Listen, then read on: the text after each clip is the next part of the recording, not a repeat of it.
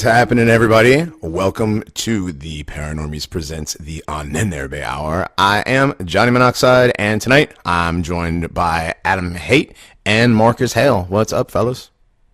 Hey. Hey, guys. Thanks for having me back. Right on, man. Thanks for coming back. Yeah, thanks for coming back. Yeah, I appreciate it. I didn't trigger anybody too badly with the Crawley discussion, so I'm glad to come back. It was just me that was triggered. Oh, yeah, that triggered Adam to the moon, but it was fun and, rather informative episode. I don't think you can talk about the paranormal, the occult, the conspiratorial, any of that without eventually talking about that guy. And he's responsible for a lot of stuff, and but if you didn't hear, it bad, most of it bad. Man, I'm gonna say 99% of it pretty terrible, but I'm gonna say all of it bad. Yeah. He's bad, but you can't, like I said, you can't discuss these kind of things. You can't discuss magic. You can't discuss the Kabbalah. You can't discuss sex, drugs, and rock and roll. I mean, you can't discuss the '60s, the shittiest decade in American history. The fucking worst decade of all time. Of all time, that's right. American history worldwide. Nothing good came out of the 1960s. Literally zero. Yeah, that's if that is the truth. Yeah, you can't discuss any of that without talking about Mr. Aleister Crowley. And but yeah, we're done with that one. Except we have one email from last week. Little anecdote that I hadn't heard about. It says, "Good evening, goys. Hello from England. I'm a huge fan of the show and appreciate the work you do in expanding people's knowledge on the paranormal. I would like to expand upon your show regarding Mr. Crowley. I spent some years living in Hastings, where he spent his last drug-fueled days. Before he died, he put a curse on the seaside town of Hastings that anyone born there would never be able to leave and would always come back. The legend goes that you have to take a pebble from the beach if you're to try and stay away. I must say that Hastings is a strange town. It's famous for its pirate past, has a very high rate of all types of violence, unchecked sodomy, and homelessness, high pedophilia cases, and convicted sex offenders. Extremely high rates of mental illness for a town its size, high unemployment, and the people of the town are for the most part pagan-loving drunks who literally drink in the street. I used to regularly pass the hotel he died in. Not a very nice place at all, and has the classic horror ingredients you can imagine. This is why I had to move. It became oppressive. I was taught to sense emotions and feelings within environments. It's not nearly as fedora-autistic as it sounds. It's a sense almost anyone can learn if they genuinely want to. It's just a type of sense linked to the threat response system humans have so many facilities to determine threat, and paranormal threat is quite serious. Would love to talk about it sometime. Anyway, hope you guys get to read this thought. You would find it interesting. Keep up the good work. Please inform me how you can give a donation from the UK. Ave Victoria, 1488, Sean. Thanks, Sean. That's interesting, though. Yeah. More evidence that everything that Crowley did was horrible. Yeah, he left the town where he died in a drug and alcohol, homosexually fueled shithole. Sounds about right. So we need spirit nukes. Yeah. So what they're saying here is that Crawley in his last days became a British social worker. Because I mean, it sounds like the fucking government happened to Hastings. Wow, that's another great look at it. Yeah, I'm going to selectively use this as evidence against Crowley instead, because I hate that guy. Yeah, but yeah, no, that does. I mean, chavs and slags are all that are there basically, so that makes sense. Yeah. But as far as making a donation from the good old rainy socialist island of the United Kingdom, you can donate to the Paranormies at paranormiespresent@gmail.com. We also can send us emails at paranormiespresent@gmail.com, which is where I got this email from. We also have the Twitter. It's the Paranormies. And our Facebook page is, the Paranormies Present, the Ahnenerbe Hour. And speaking of donations, we got a couple. I'd like to thank Charles for the $20 donation.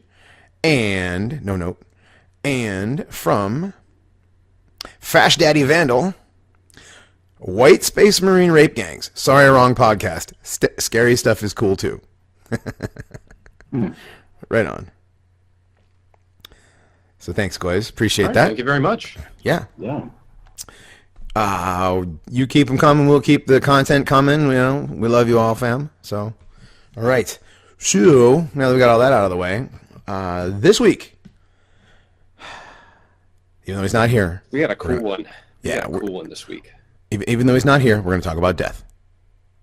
Just kidding. We're going to talk about near-death experiences, or as Scott called it when we were discussing this, when death comes on the show. But yeah.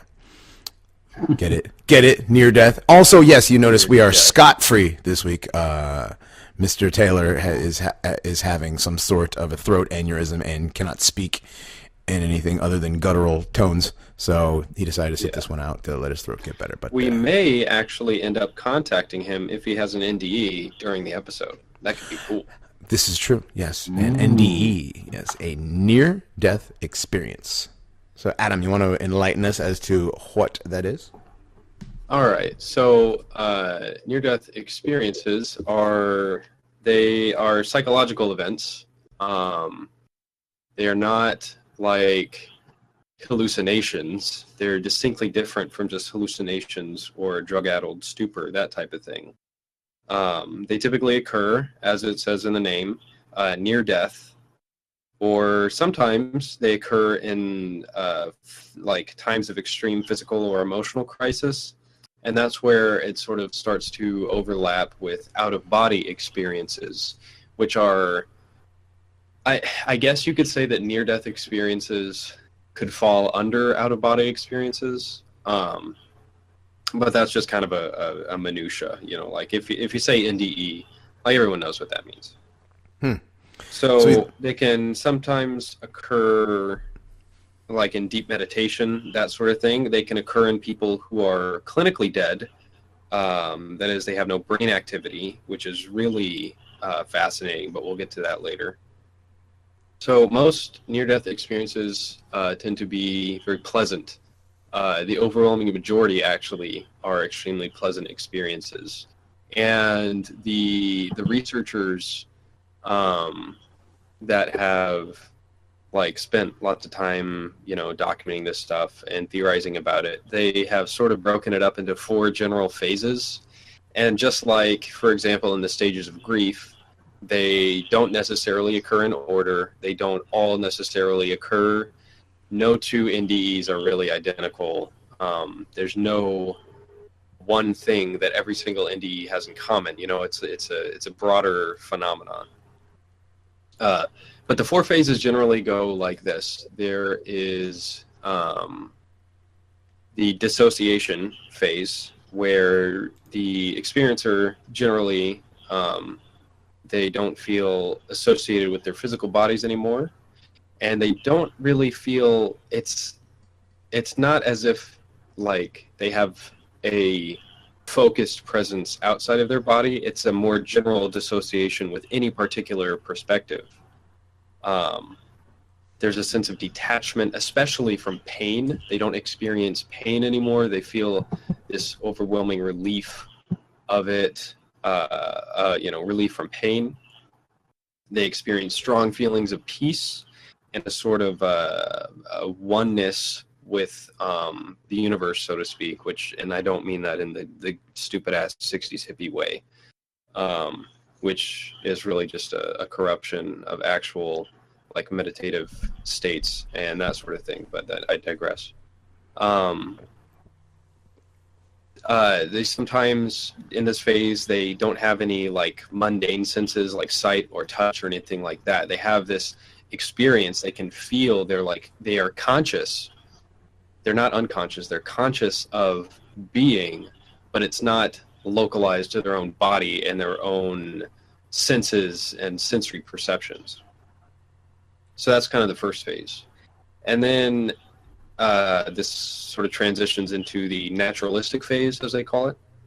There is an awareness of their natural surroundings. They start to become aware of their body, but not necessarily from the perspective of being in it, so to speak. They see it as kind of an outside perspective.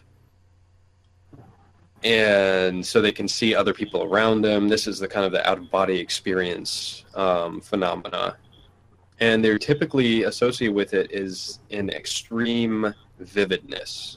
So they start to have senses that are very, very similar to their mundane senses, but it's much more clear. It's indescribably clear. It's clearer than they could ever hope to achieve in their conscious body. And in many cases, there's extrasensory perception, like ESP reported. They can hear people's thoughts. They can see through walls. They can see long distances away, that sort of thing. Oh, wow. Carl Jung actually had a really interesting experience where he had, like, I don't know, some dumb shit that people died from in the 40s, like pneumonia. And he described seeing the world from about 2,000 miles up or something like that. And he described the Earth in a way that, like, you know, NASA... like, you know, they have pictures of this stuff published. There's no way he could have had a reference to describe the things that he saw, which is what makes it so interesting. The next phase is what is called the supernatural phase. And that's where they start to, like, they encounter other beings, sort of described as, like, objects that aren't of this world. A common one is deceased loved ones, especially loved ones that are related to them, like blood, you know, by blood, which I think is really interesting in the context of some other information we'll get into later. But basically, it's like non-physical entities, things that don't exist in this world anymore. Right. People they often report, kind of see like guardian angel type things. Yeah, and especially deceased loved ones. But also, they tend to see like extremely like environments of unfathomable beauty, like unearthly beauty. They sometimes hear beautiful music. They like one woman, Pam Reynolds. We'll get to her story later. She said that she heard what she described as a natural D sound, like D in the musical scale. That's a cool story. I read that. Yeah, which is fascinating to like that she knew what it was. Yeah, she could tell what note it was. And just the fact that like the scales of music were like relevant in that otherworldly context. And then another really interesting experience that's very common is like going through a tunnel, which I'm sure we've all heard. Like these are common tropes of, you know, like you see in the movies or cartoons or whatever, where it's like, oh, don't go into the light, don't go through the tunnel. That's a very common experience that people have.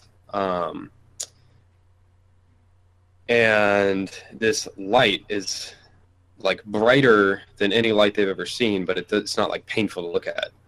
And they typically will travel through the tunnel into the light and recognize the light as like a conscious being. And they also, like we mentioned earlier, the whole life flash before their eyes, they call it a life review in the field. And the experiencer will re-experience their entire life simultaneously, like everything is happening at the same time.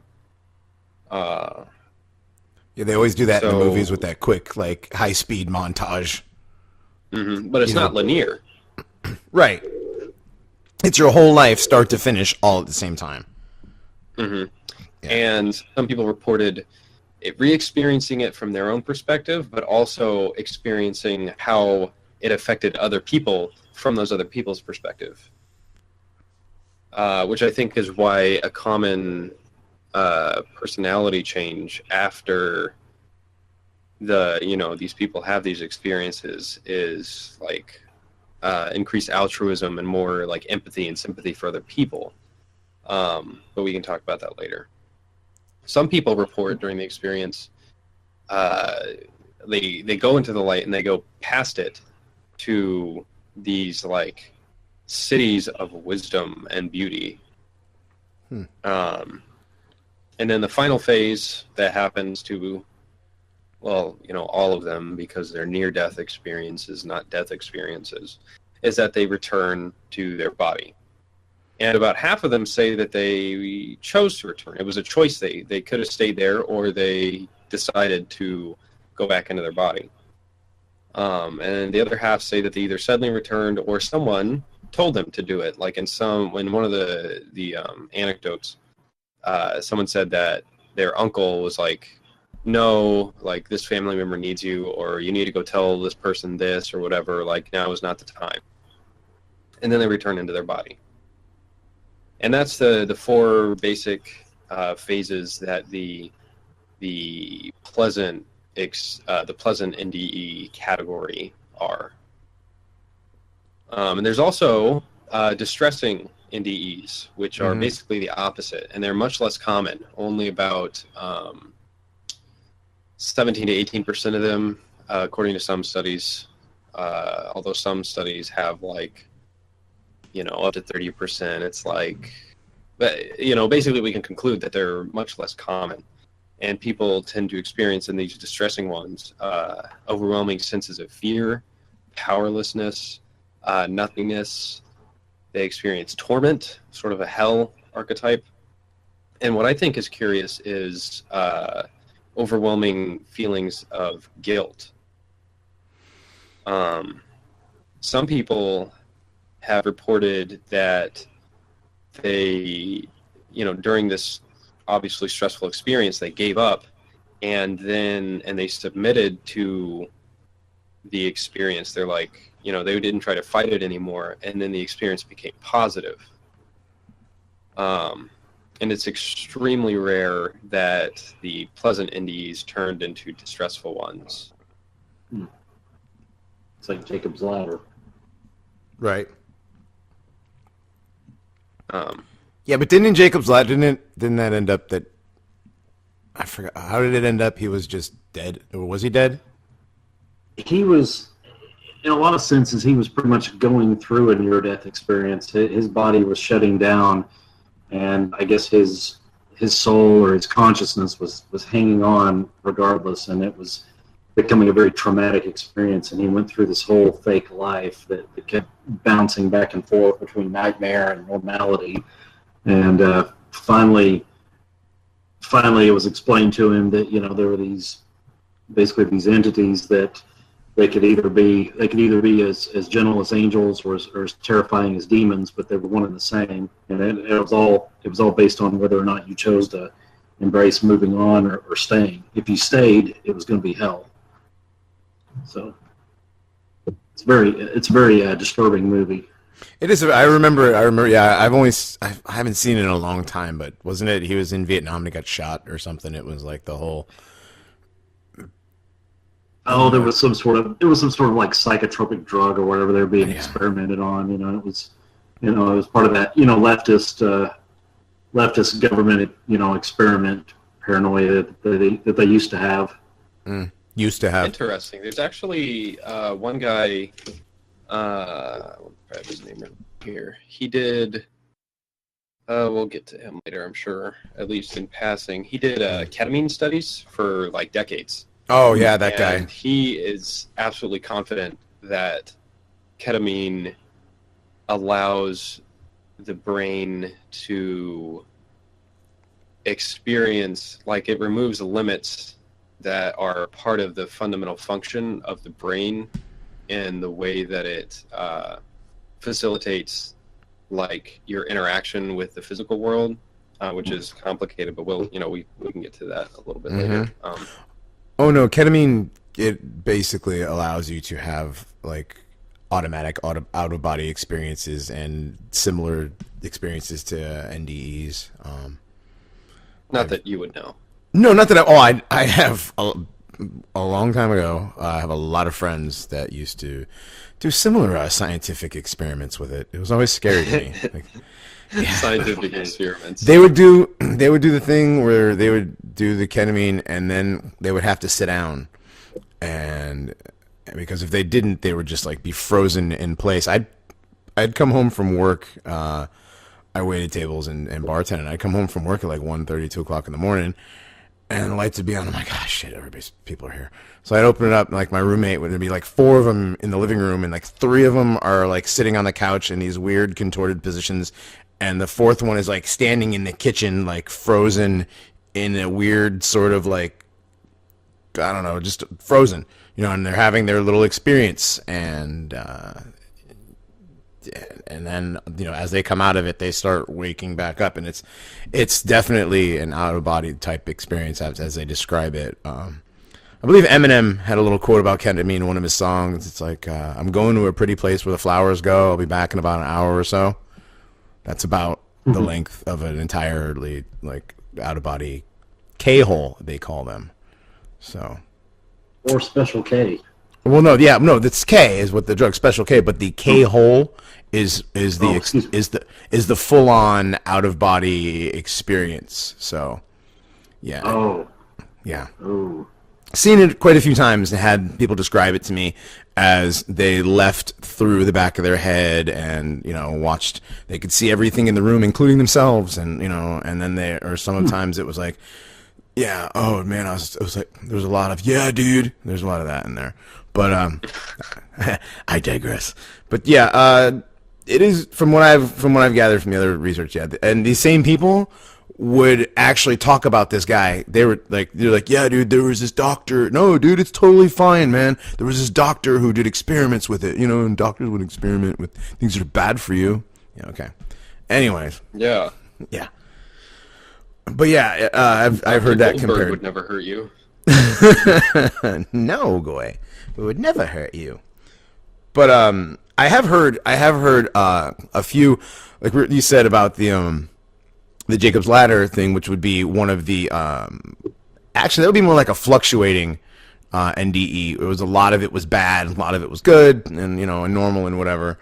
But I've heard a few of the bad type, the distressful type of NDEs, and from what I've read, that most of the people who have, like you said, it's only like 18 to 20% of the people actually that have NDEs have the bad type, but most of that 18% are very religious, and then you said they have a feeling of guilt, so maybe they were like Christian and they had done a lot of sinning and backsliding, and oh my God, I'm dead, I might end up in hell.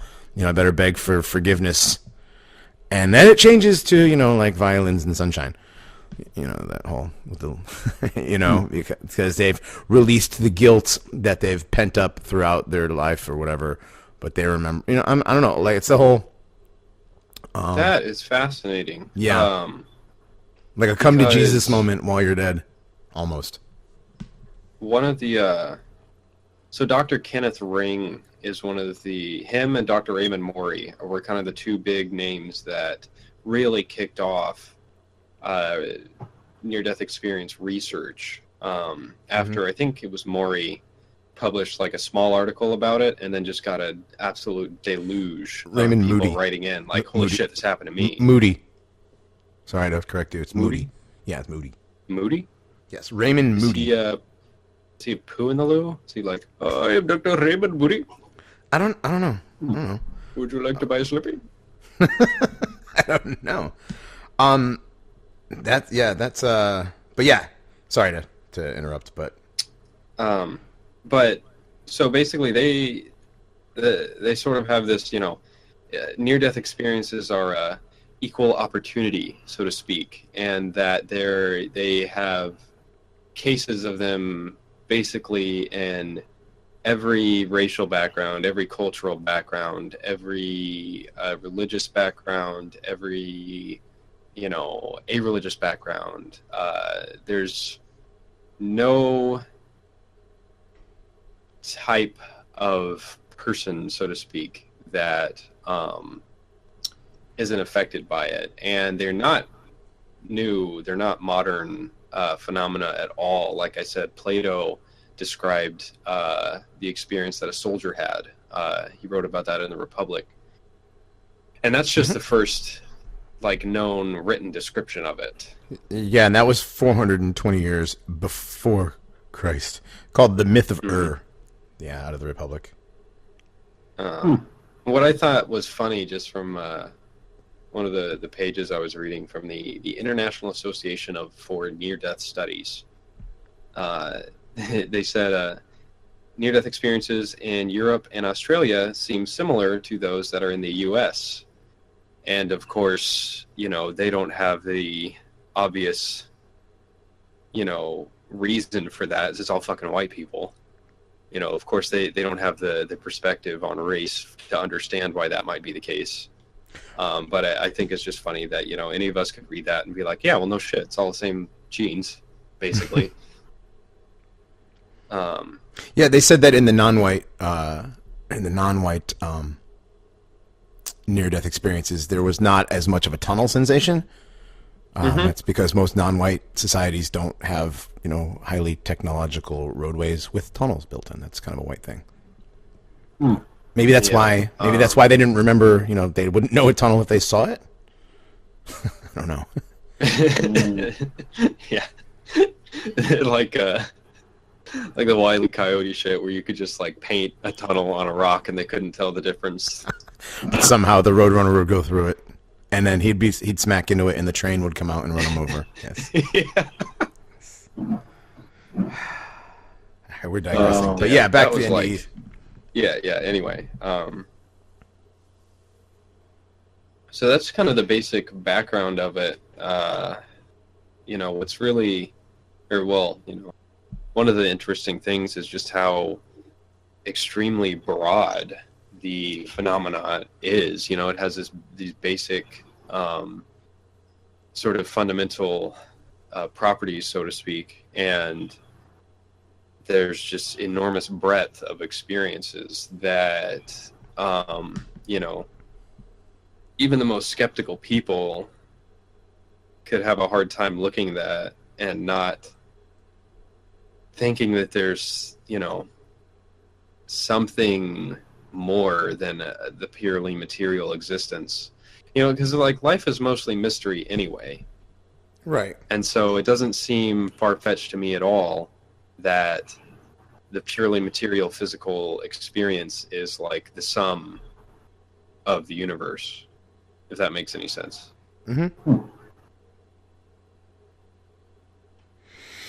What's funny is scientists. They've actually have. There's a lot of questions. Like you said, first of all, there's a lot of differentiating things between everybody's that's had one's experience, but there's how many parts of the brain? What, the 1, 2, 3, 4, 5, 6, 7, 8, probably 9, over 9,000. Well, yeah, but there's every single doctor that talks about the near-death experiences suggests that these near-death experiences come from a different part of your brain, and they have proof, kind of a thing. Yeah, some of them say it's the right temporal lobe, some say it's left, some say it's the hypothalamus, the amygdala, whatever, the hippocampus, and every doctor has like a theory behind why it's that part. But so they could potentially come from anywhere.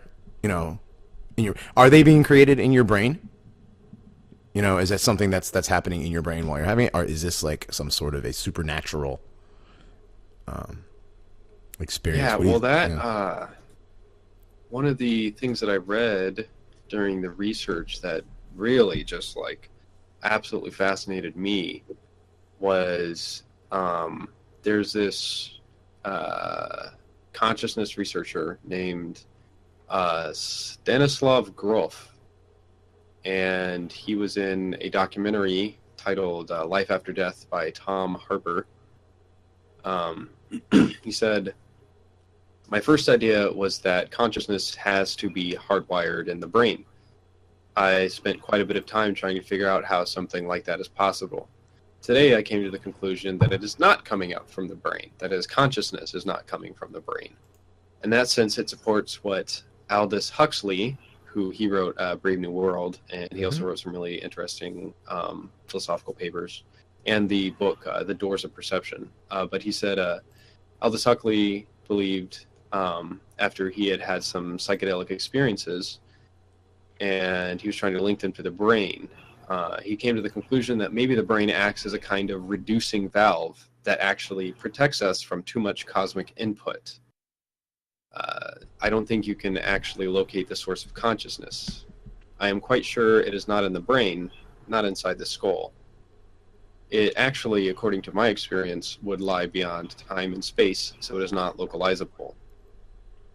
You actually come to the source of consciousness when you dissolve any categories that imply separation, individuality, time, space, and so on. You just experience it as a presence. End quote.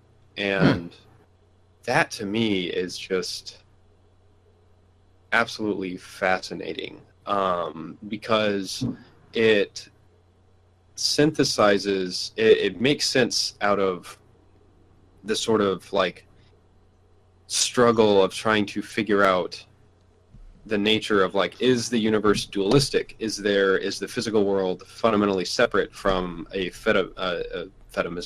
metaphysical plane, so to speak, you know?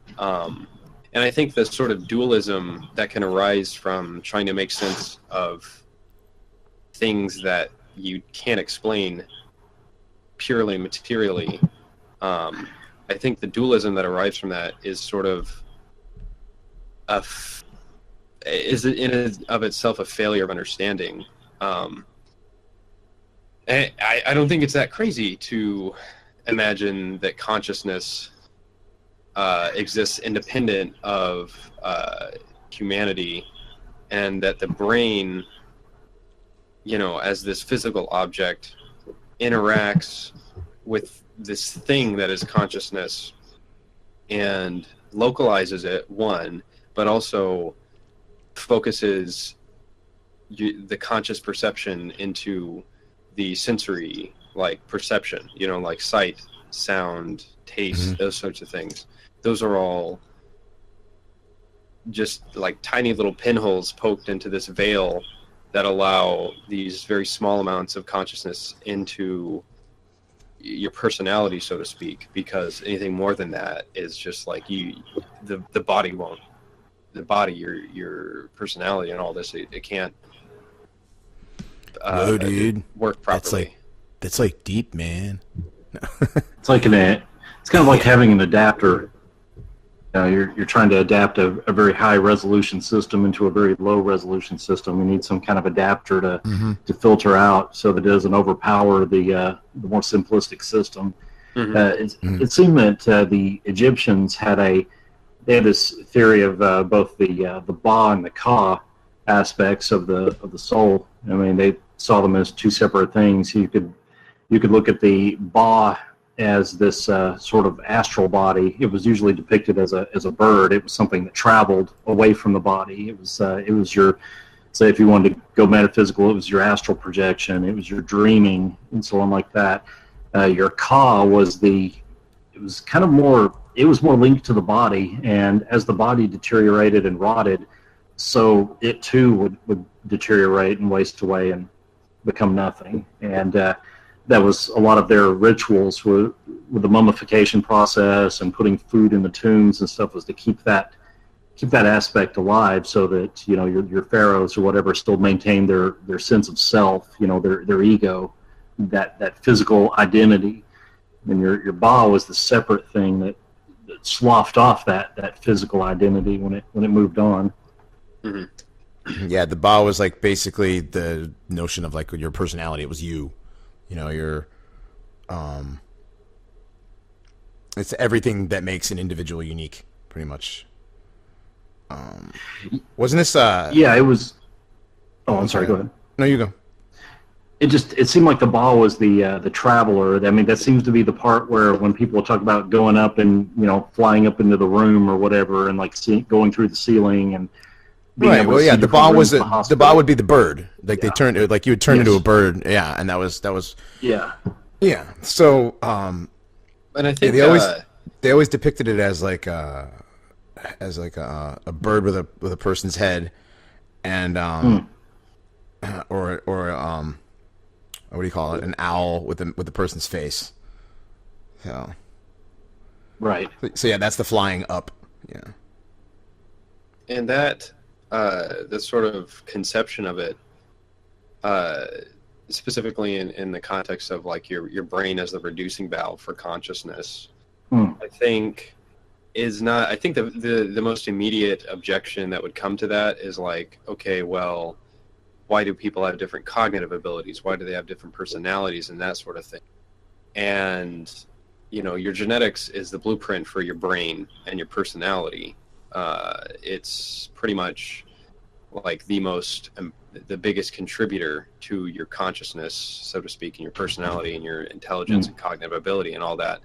And so it makes sense that different blueprints would end up having different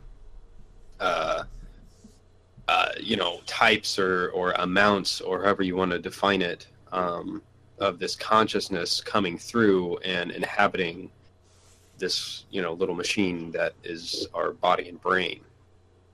So I don't think it's contradictory to material explanations for consciousness and life and differences between individuals and between population groups. No, not at all.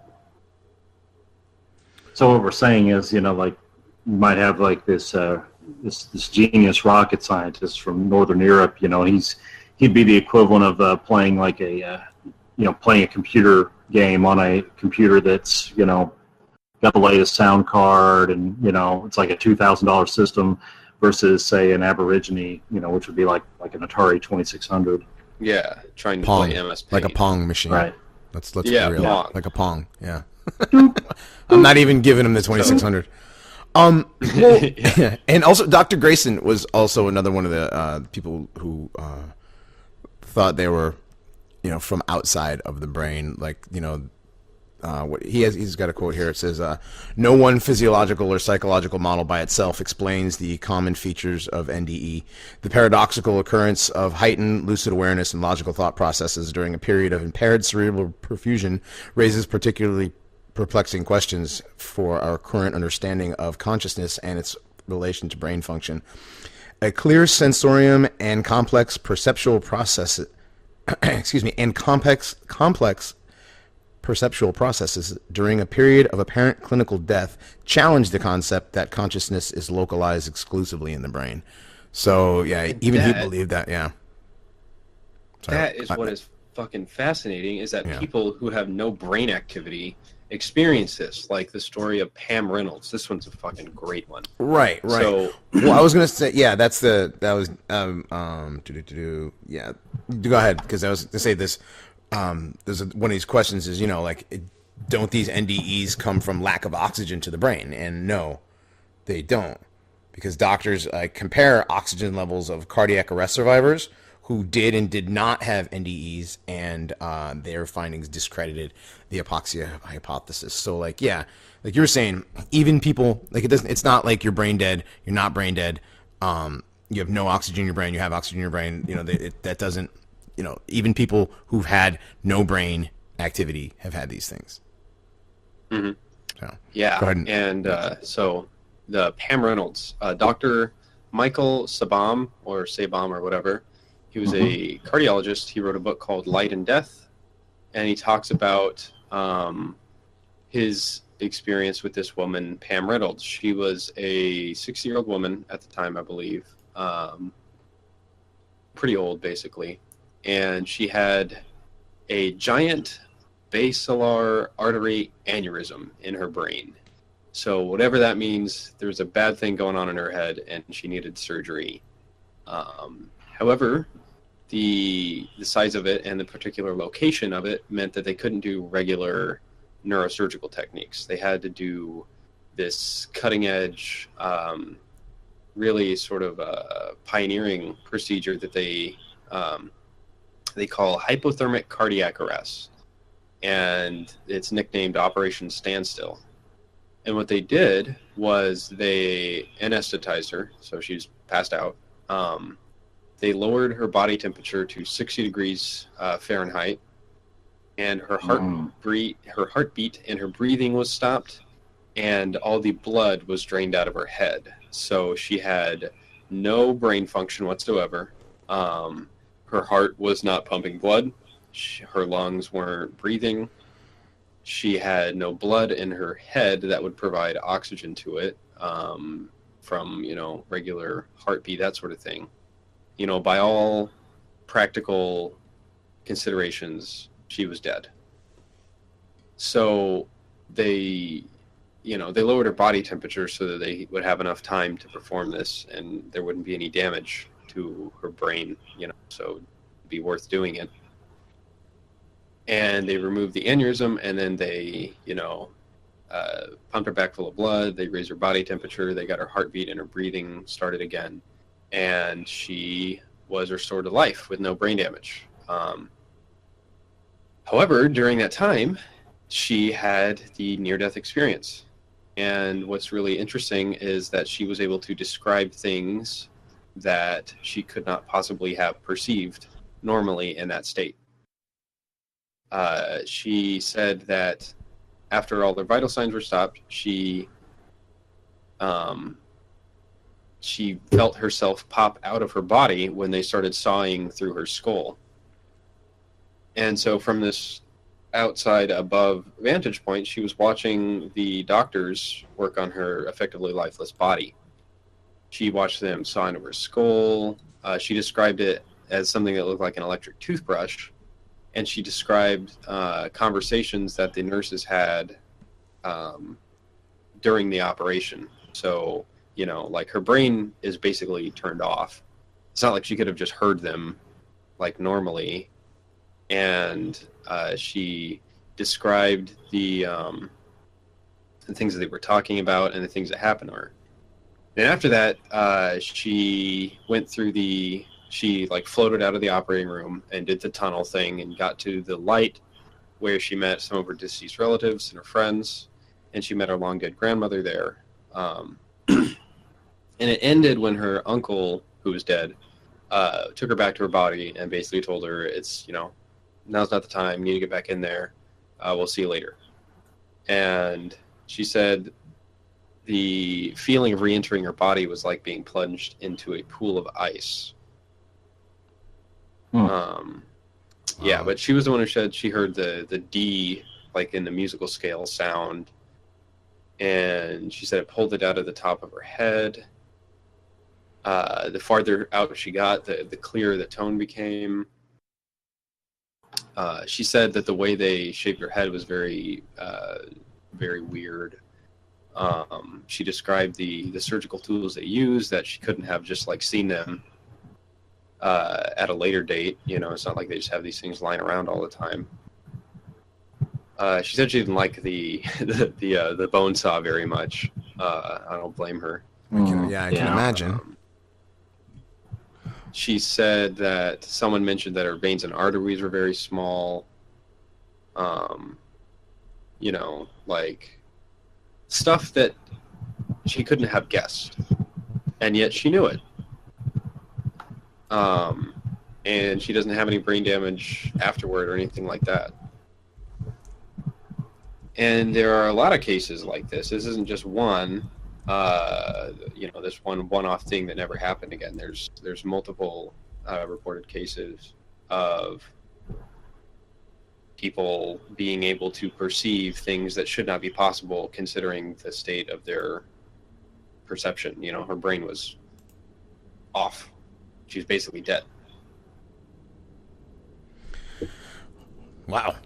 Yeah, so she's dead, and she's seeing all this stuff, and hearing all these things, and seeing them exactly how they were, too. It's not like she was she was watching herself be operated on. That's kind of a little bit of a common thing where people come out of their brains, and see, or their body and whatever, and see what's going on. There's a theory that's Dr. Go ahead.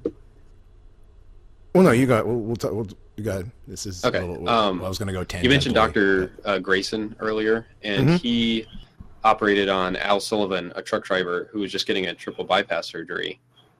And Al Sullivan had an encounter with his deceased mother and his brother-in-law, who told him to go back and tell one of his neighbors that their son with lymphoma will live. And he also noticed that the doctor Hiroyoshi Takada, so Japanese, not the worst doctor you could have. Al described him as flapping his arms like he was trying to fly, with his hands in his armpits. When he came back to the surgery, he basically described that, and that was just the way that Dr. Takada would like point at stuff without, risking his hand touching anything. He would just point with his elbows instead, which is why it looked like he was trying to like fly around. But again, it's something that like he wouldn't have seen that before, because it's not like this guy's going to do that when he's not performing a surgery.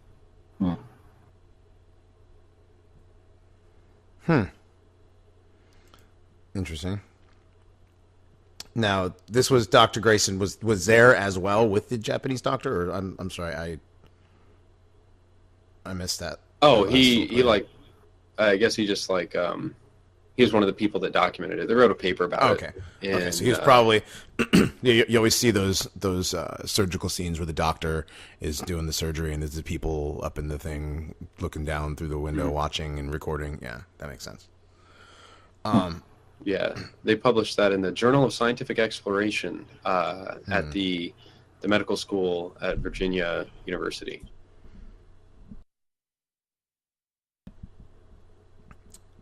Interesting.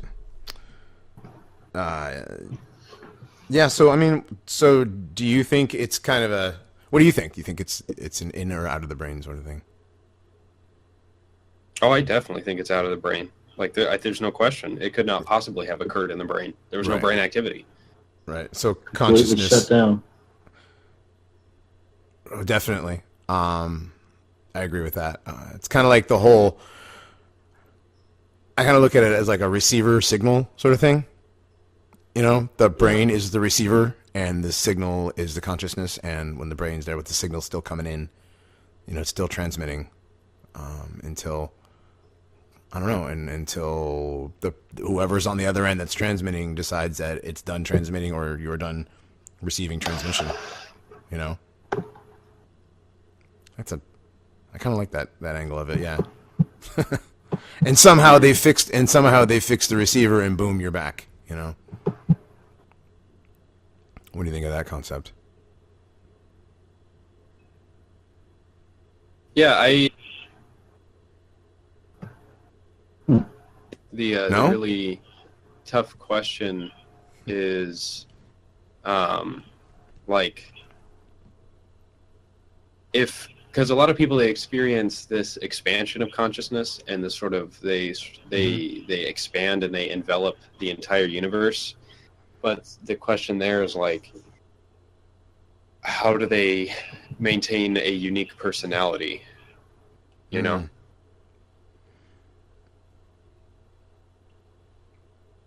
Yeah, there's a lot of those people who experience the expansion of consciousness.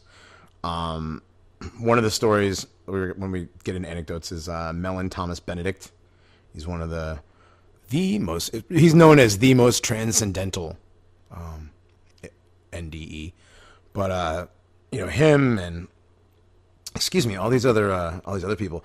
My mind felt like a sponge growing and expanding in size with each edition. I could feel my mind expanding and absorbing each new piece of information. Somehow it seemed to belong. So, in your life's review, you'll be the universe. Like these are quotes from people that have come back and told me. That's I've seen, and you guys have seen like the movie concepts of the whole like near death experience and whatever, and and then occasionally there's the voice, no, you need to go back, or like whatever, Yeah. There's a lot of quantum stuff that, quantum theory to support concepts found in NDEs. And I don't know if you guys want to get into that now real quick. I mean, I can just run down a list of things and like, the quantum with so like, for example, a universal light, the Big Bang, creator of the cosmos, the Gödel's incompleteness theorem, and omnipresent energy, so it's like the God particle or Higgs field, a cosmic memory, the holographic universe, a holistic oneness of all things or holographic principle, consciousness universe. A conscious universe, which is fractal cosmology. Panpsychism, which is quantum indeterminacy and emergence. Collective unconscious, or quantum consciousness. I mean, there's just That's all these, interesting. so it kind of, everything kind of correlates. A void realm would be your 0-point field, an entire lifetime memory, or a holonomic brain theory. So, like, there's a lot of scientific, I don't want to say, like, would you consider, like, these kind of things, like, Concepts concepts, that go along with the, this, that have like correspondence in the this, correspondence, right, Oh, an okay. out-of-body NDE tunnel, a black hole, or a wormhole. Maybe it could be, a wormhole sucking you through to another dimension where where our really- consciousnesses are from. Because, like, okay, how about, like, bear with this for a minute. Like, so quantum theory arose out of the observation that when you get down to the behavior of particles at an extremely unfathomably small scale, their behavior as individual particles is extremely different from their behavior as bulk properties. But if those bulk objects, like say a baseball, behaves differently from an electron, but a baseball is still made up of these very small particles. And so that presents this sort of a paradox of how can particles that have properties, we'll just call them group X, how can a whole bunch of those end up having properties of group Y for, like macroscopic properties, like a baseball, so to speak. Mm-hmm. And that sort of is rationalized by saying that the sort of effects, that the phenomena that affect these individual particles, they're so basic, they're kind of like they're so weak that they are not able to overcome the sheer, size and mass of baseball. And, this isn't a perfect explanation, but like electrons have a sort of a,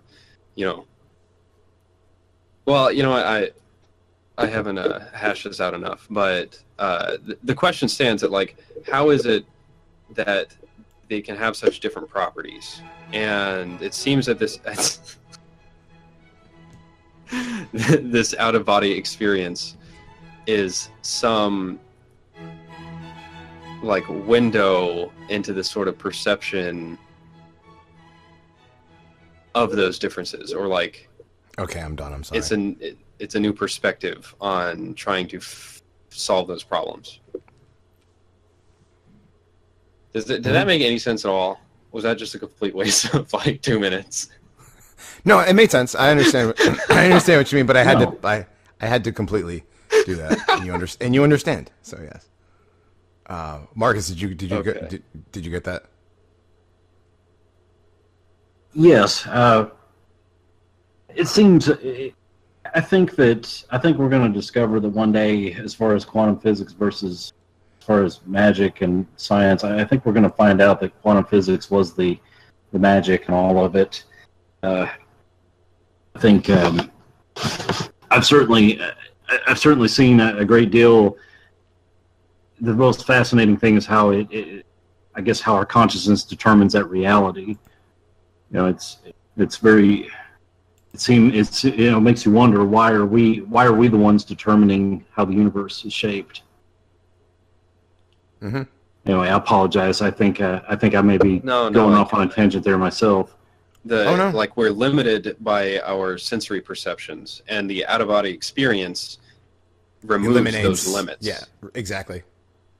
And you can discuss even from a magical standpoint the whole idea of the veils of negative existence, where every time you drop down a plane in reality, I guess from the God source all the way down to the physical, you're just kind of adding another veil and another veil and another veil. Here's the astral veil, here's the etheric, here's the physical, to where you have a very clouded, very muddled vision of what's outside of that veil. You know, your vision's going to be very impeded by that point. You know, and then as you start to say go into an out of body experience and you start to go upwards, those veils are slowly removed, and you start to see things clearer and you see farther. Mm-hmm. Yeah, that like clarity is one of the hallmarks of a near-death experience or an out-of-body experience. Mm-hmm. That is one thing that there was everybody... a story. I believe it was a Dr. Hart, I believe, that he had conducted experiments in the 60s, of course, where he had one subject who had this near-death experience, and she was able to read back to him a 5-digit number in another room or something like that. And for her to guess that number accurately was something like a 1 in 100,000 chance. Mm-hmm. Yeah, with five digits, there's 100,000 possible combinations. So yes. She couldn't have just guessed it. I mean, she could have, but like... Well, she could have, but there's a 1 in 100,000 chance of that happening, so she actually had to have seen it. And out of her... Yeah. Right, she had a near-death experience, and then, won the lottery, so to speak. Right. Mm-hmm. Interesting. Not just won the lottery, correctly knew the winning number. Right, exactly. That's incredible.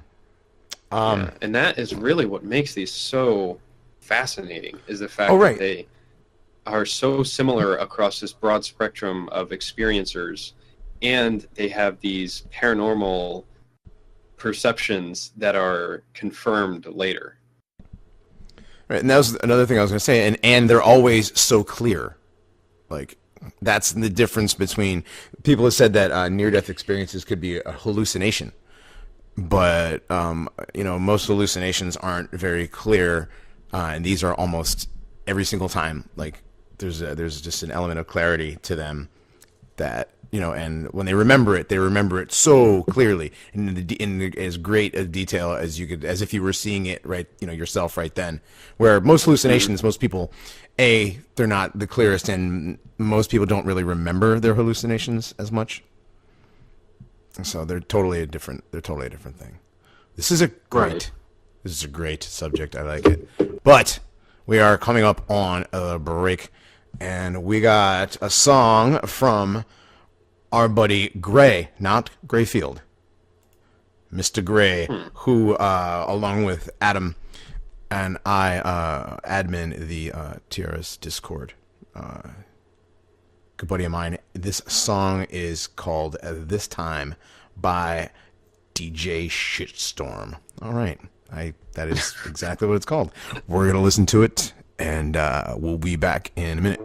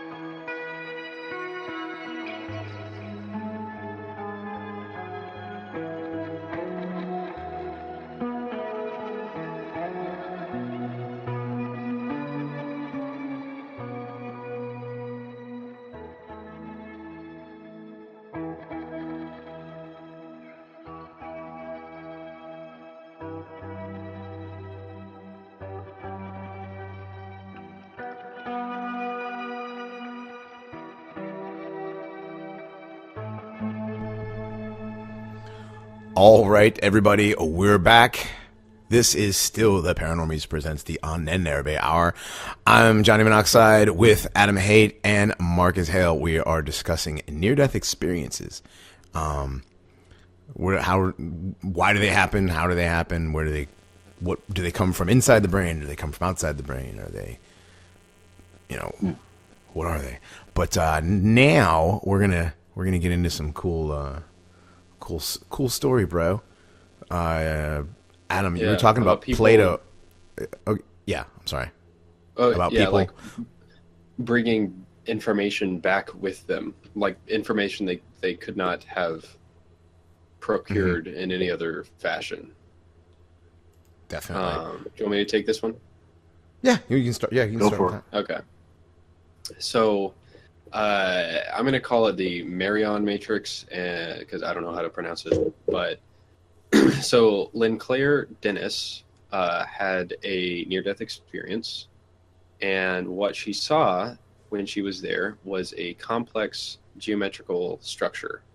And she described it as like a knot of light that she thought was the energy of all matter or life itself, or she just like light, as well as like time and space.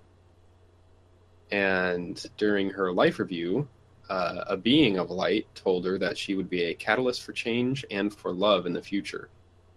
And what she called this knot, and when I say knot, I mean a mathematical knot.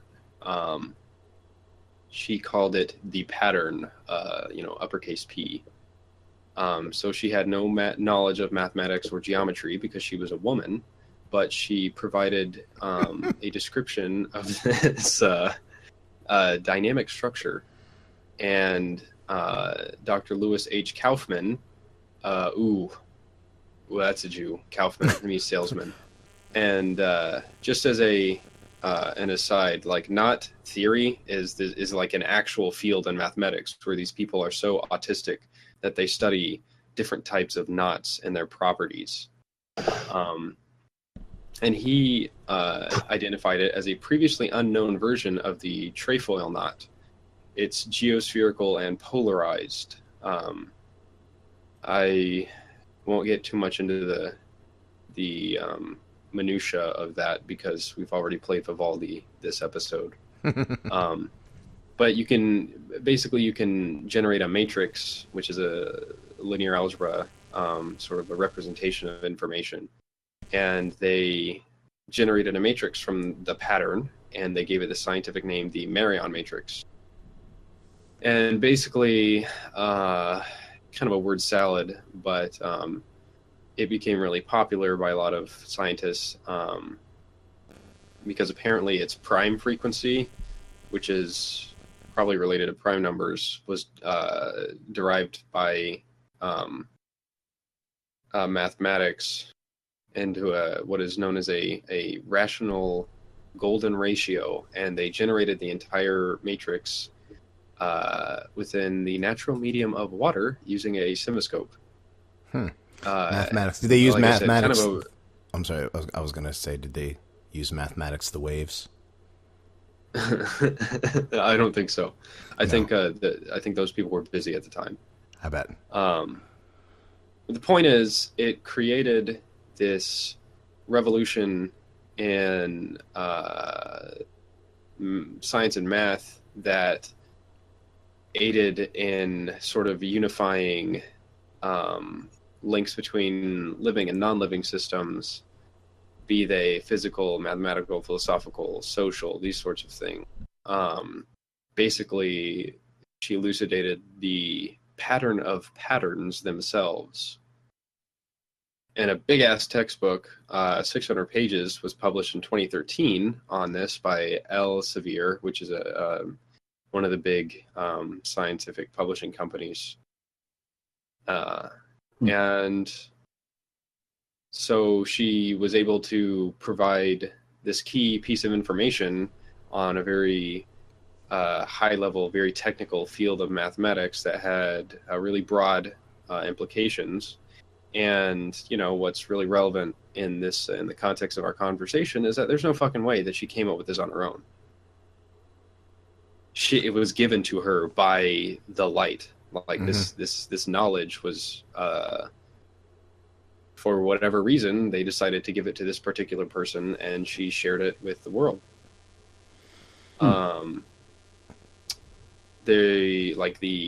Neville Nick Wolfe, who's an astrobiologist, used that matrix to map the formation of matter, starting with the Big Bang.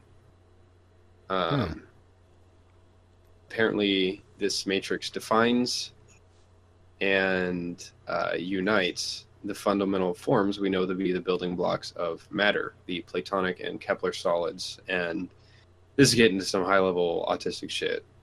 I'm gonna push the button in a minute. You know, she didn't come up with this on her own. There's no way. Well, there's absolutely no way she came up with that on her own. It's like, yeah, and the fact that she remembered it vividly enough for her to describe it, and for these mathematicians to actually come up with that, that's a, I don't know, was it a new knot, or you said it was a new version of an old knot? It right? Was there was like a classification of trefoil knots. The trefoil knot, right? Yeah. It was like a version of that. That's fascinating, actually. There's no way she could have. There's no way. Like you said, she was a woman. How would she know that depth of knowledge of geometry or mathematics, right? I mean, and this was in what year? When was this that she did that? Let's see. I'm not seeing a specific year that this happened, but they published a textbook in 2013. So that's a color picture of her. Probably so yeah, in the early 2000s, I would say. It takes a while to write those textbooks. Right. And speaking of other people, you said, and not recent, but Plato. You want to talk about Plato some more? Yeah, he described. He recorded. He's the first person to record and have the recording survive. A near-death experience, and there was a soldier whose name was just E-R, so it's a nice monosyllabic name there. This soldier apparently had a near-death experience, and the way he described it had, common elements of near-death experience. The departure of the soul from the, what he called the cave of shadows, if you're familiar with the cave metaphor, in order to see the light of truth. He described the flight of his soul to a vision of pure celestial being. And he later was able to recall this vision of the light, which is the purpose of philosophy. Coming to understand what is basically the most important idea or set of ideas you could ever understand, which is the fundamental nature of the universe. That's the whole purpose of philosophy. Right. Right. Well, yeah. And besides philosophy, you said earlier that the Apostle Paul in the Bible, he basically founded Christian as one of the. Well, he wasn't a founder, but he was the original missionary for Christianity, and so he basically spread Christianity. And that was based on an NDE. Paul he actually persecuted Christians and was not a Christian. What's that? No, I'm sorry. Say that again. He was a Jew. His name was Saul. Before his name was Saul. Yes, his name was Saul. He was a Jew, and he persecuted Christians. Saul Rosenberg, actually. I'm pretty sure he didn't go around asking if they had appointments, but no. And shoes and glasses, but no, he persecuted Christians until on the road to Tarsus, he had a what can only be considered a near-death experience. And it says in the Bible, I know a person in Christ who 14 years ago was caught up third heaven, whether it was in the body or out of the body, I do not know. God knows. And I know that this person, whether in the body or apart from the body, I do not know, but God knows, was caught up to paradise. He heard inexpressible things, things that people are not permitted to tell. So, I mean, in his letter, you know, in the letters that he wrote to the different places and people, the Galatians and, you know, whatever, Philippians, and when he wrote all his letters, he based his authority as an apostle on this near-death experience. So, I mean, I'm going to say, you know, all of his revelation, pretty much all of his revelations about Jesus had to have come from this, because he couldn't have known him. You know, Jesus died 14 years before Jesus died 14 years before Paul had the epiphany, or whatever you want to call it, which was, you know, the near-death experience on the road to, like I said, on the road to Tarsus. And so basically the inspiration or was it Damascus? It was he was going to Damascus, but it was the road. I thought it was the road to Tarsus. Well, he was Saul of Tarsus. Saul of Tarsus. I screwed that up completely. Saul of Tarsus turned into Paul on the road to Damascus. Yes. See, it's been a while since I read my New Testament. Been reading too much Kabbalah and Talmud recently, but that's for another episode. Well, that's for another episode. I'm supposed to read that. I know, but I've been going through my Zohar just to trigger myself. But yeah, anyways, because remember we were gonna do an episode. Do you remember that, Adam? We were gonna do a big. Myself and Gaius Tacitus were gonna do a thing on the Kabbalah, and then the things happened and people went away. So I'll have to do it by myself. If any of you Goyim actually know a bit about the Zohar and the Kabbalah, are you Marcus? Do you know the Zohar and the Kabbalah at all? Oh yeah, I'm all in. All right, cool. Well, we'll have Marcus on for sure. But anyways, yeah, that would explain why I screwed that. Saul of Tarsus on the road to Damascus. How do I not know that? Holy cow. Yeah, so for a good deal of the New Testament, I mean, from the Acts all the way back to the last book right before, 1st, 2nd, 3rd John, everything was Paul. You know, he wrote that whole section. And that's a good portion of the Bible. That's where, you know, that's from one single near-death experience.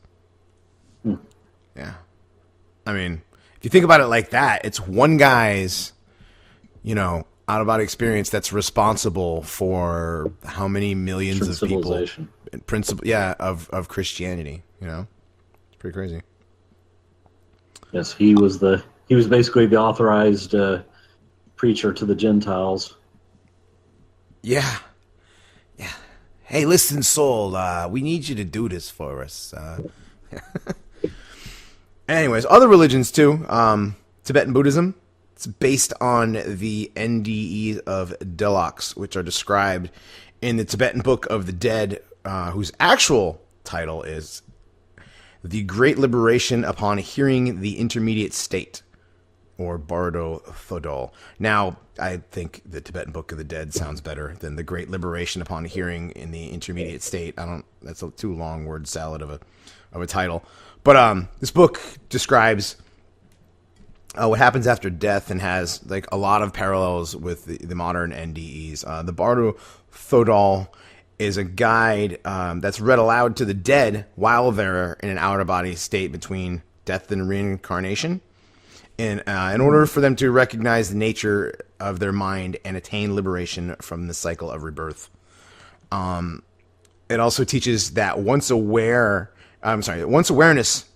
is freed from the body, you create your own reality as kind of like you would experience a lucid dream.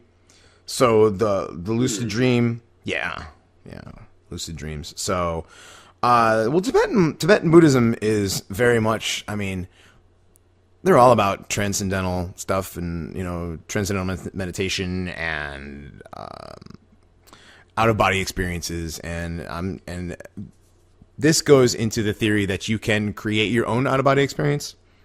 You've read that while you're doing research, right? I mean, that there are people that believe that you can actually put yourself into an NDE state. I know Thomas Benedict, he claimed to be able to do that and was asked to assist in certain types of research. We can get to that later if you want. But basically, the Tibetans were just it's all about, the monks were all about reaching nirvana, right? So, and not the one with Chris Cobain, but the actual state. Yeah, the good nirvana. The good nirvana, yes. Basically, the Bardo Thodol teaches how we can attain nirvana by recognizing the heavenly realms instead of entering the lower realms where the cycle of birth and rebirth continue. So they're basically trying to break out of the reductive effects of their human brain. Yes. Now I was going to say the thing about them and the Tibetan Buddhists is that remember I said it was kind of like a lucid dream. They said it's in ways both wonderful and terrifying. So they have like overwhelmingly peaceful visions, and at the same time they have like wrathful, angry visions and beings. And they say that's because you're probably confused, being disconnected from your physical body. You might need guidance, so that's why they read the book to them, to help guide you through this period of enlightenment and liberation, which of course is nirvana. So that's the which that would go along with the common theme of being able to perceive other people in the room when you're having an out of body experience. Like these people could be right, freaking out because they left their body, and their friends are there to be like, no, dude, chill. Here's what to do. Mm-hmm. And then they read the book. Of them. Yeah, well, they're Tibetan Buddhists. I mean, they're very. There's some of them. There's been nasty. There's a Buddhist monks do some things sometimes. There's a work of Kabbalistic Kaikery written by Donald Michael Craig, a Jewish guy. He was kind of one of the latter-day people who wrote on the Kabbalah and basically kind of translated a lot of Crowley and some of these other people's more denser material into modern English, and kind of broke it down in simplistic terms. But he described the whole process of being able to do this outer body experience and work your way up to it. And it, in a lot of ways, it started off very simple. You simply you laid down on the bed or wherever where you got comfortable, closed your eyes, and you imagined yourself getting up and doing a cleansing ritual, and you walked that whole process through your mind, imagining you standing in the room, next to you, like you kind of created your own non-physical body.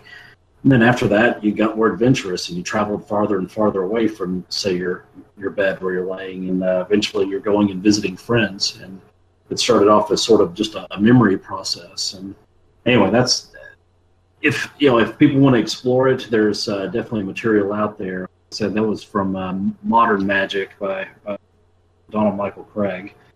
But like I said, be forewarned. There's deep kaikery afoot. I'll have to wear my my bacon suit to ward off the evil. Right. Yeah.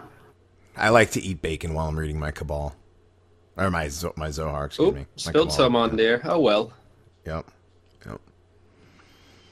Yeah, But this was 20 years ago, and I was like, man, these Jews, they must be the keeper of all knowledge. Holy crap. And then you found out. That you were right. I found out about Jews. Oh, stop. But yeah, no, actually. Well, never mind. Mm-hmm. Because... So, not only do I not hate the Juden, but I'm one of the biggest fans? Sorry, I had to admit that. So I think it got noise gated at the second half. I'll just add it back in during the thing. Okay. Yeah. We're getting into talking about Jews. I'm sure we can come up with a whole bunch of Jews that had near-death experiences in the Holocaust. Oh, yeah, near-death because they didn't actually die. Exactly. So I traveled away from the lampshade. Okay. I'm just kind of imagining a talking lampshade now. Oh, Lord. That'd be really annoying. Another type of NDE that's interesting is group experiences. And this one comes from 1996. I saw that. Is that the big forest fire one? Yeah. Yeah. Arvin Gibson interviewed a firefighter whose name was Jake, who had an unusual NDE when he was working with the other firefighters in that forest. And they, all these people had NDEs, but seemed to be having them together. And they met each other and were able to watch their own lifeless bodies on the ground. And all of them survived. And then they talked amongst each other about their mutual experiences there. I don't know how many other, group NDEs there are, but I think that could possibly be categorized under a more broad category of like group paranormal experiences. Like we had we had Zev on a while back to talk about his skinwalker experience. Mm-hmm. I think it's interesting when people have paranormal experiences together, it tends to, if it's a negative one, it can cause this mutual tension to develop. But it also, this, being relieved from this reductive effect of the brain can cause them to bond, like, almost supernaturally. Mm-hmm.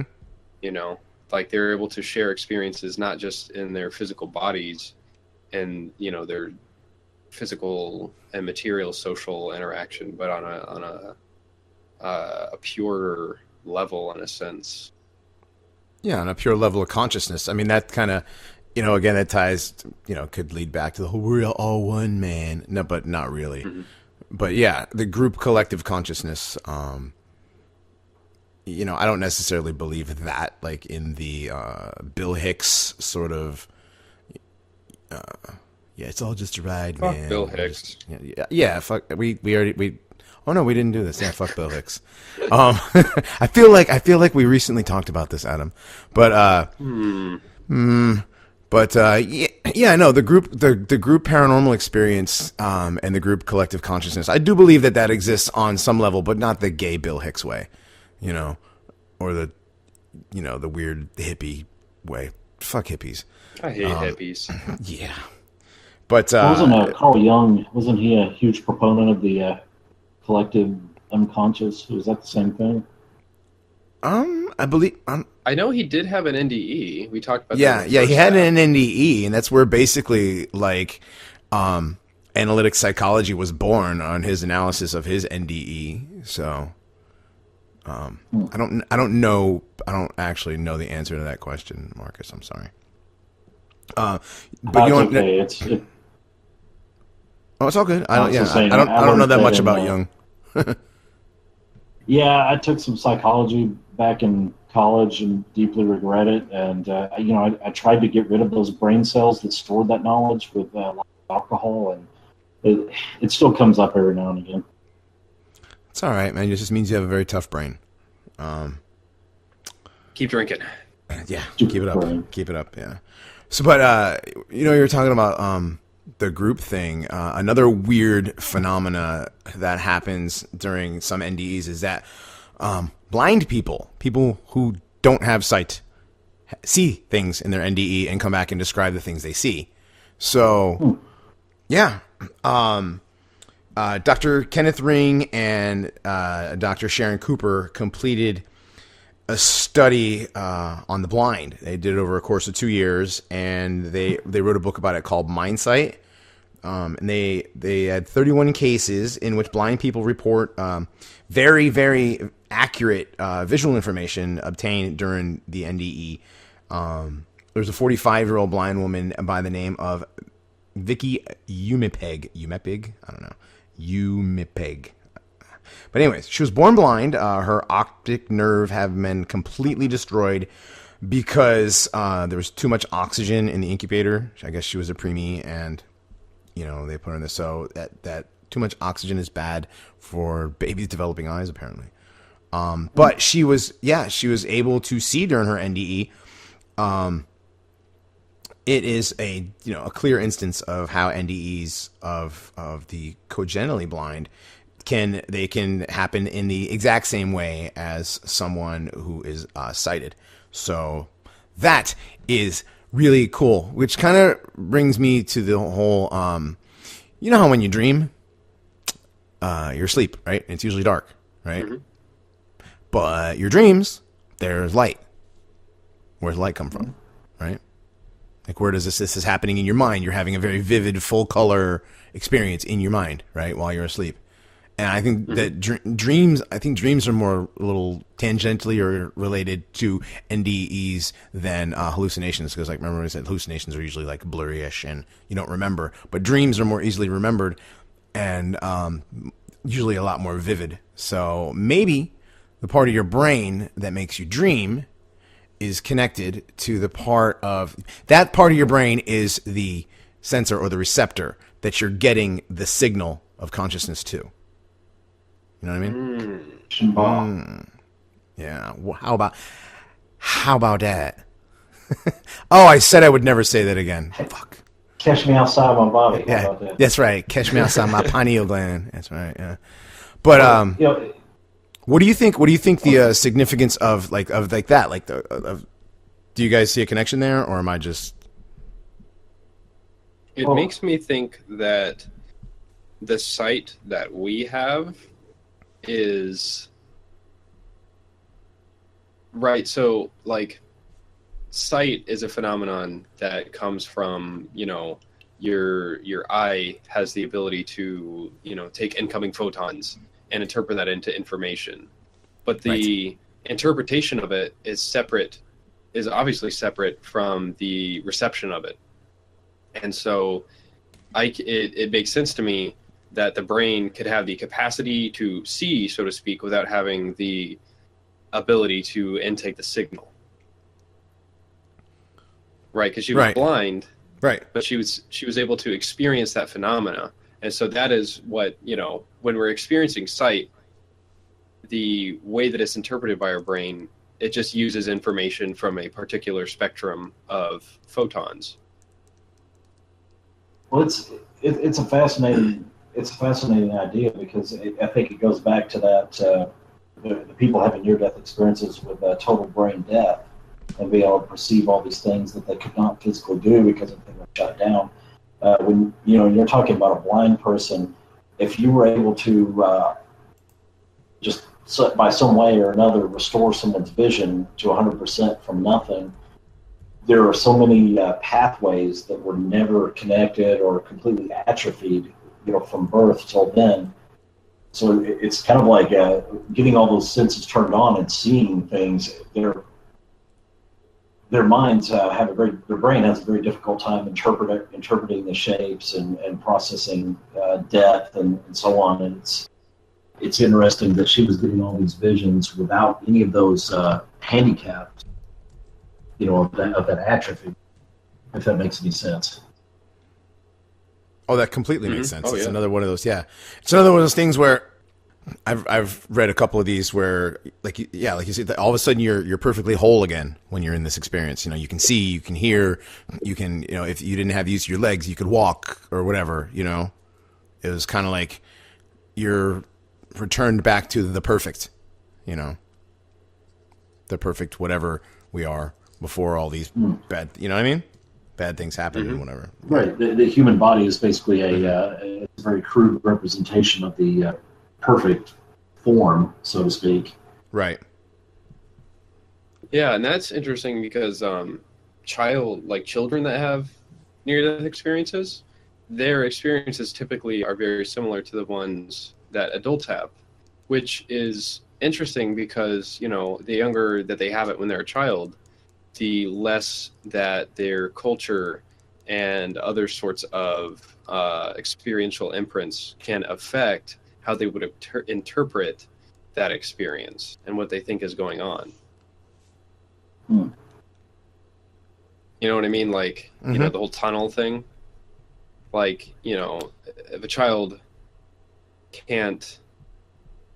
doesn't have the background reference of their experiences in life to affect their interpretation of the experiences, then, but it turns out to still be a similar experience to what adults have, then there's probably some level of like purity that is being experienced. You know what I mean? Like a filter is removed, like we talked about, the veil is removed. And so it doesn't matter what the composition of the veil was, or if there wasn't one at all, or if it was underdeveloped, that sort of thing.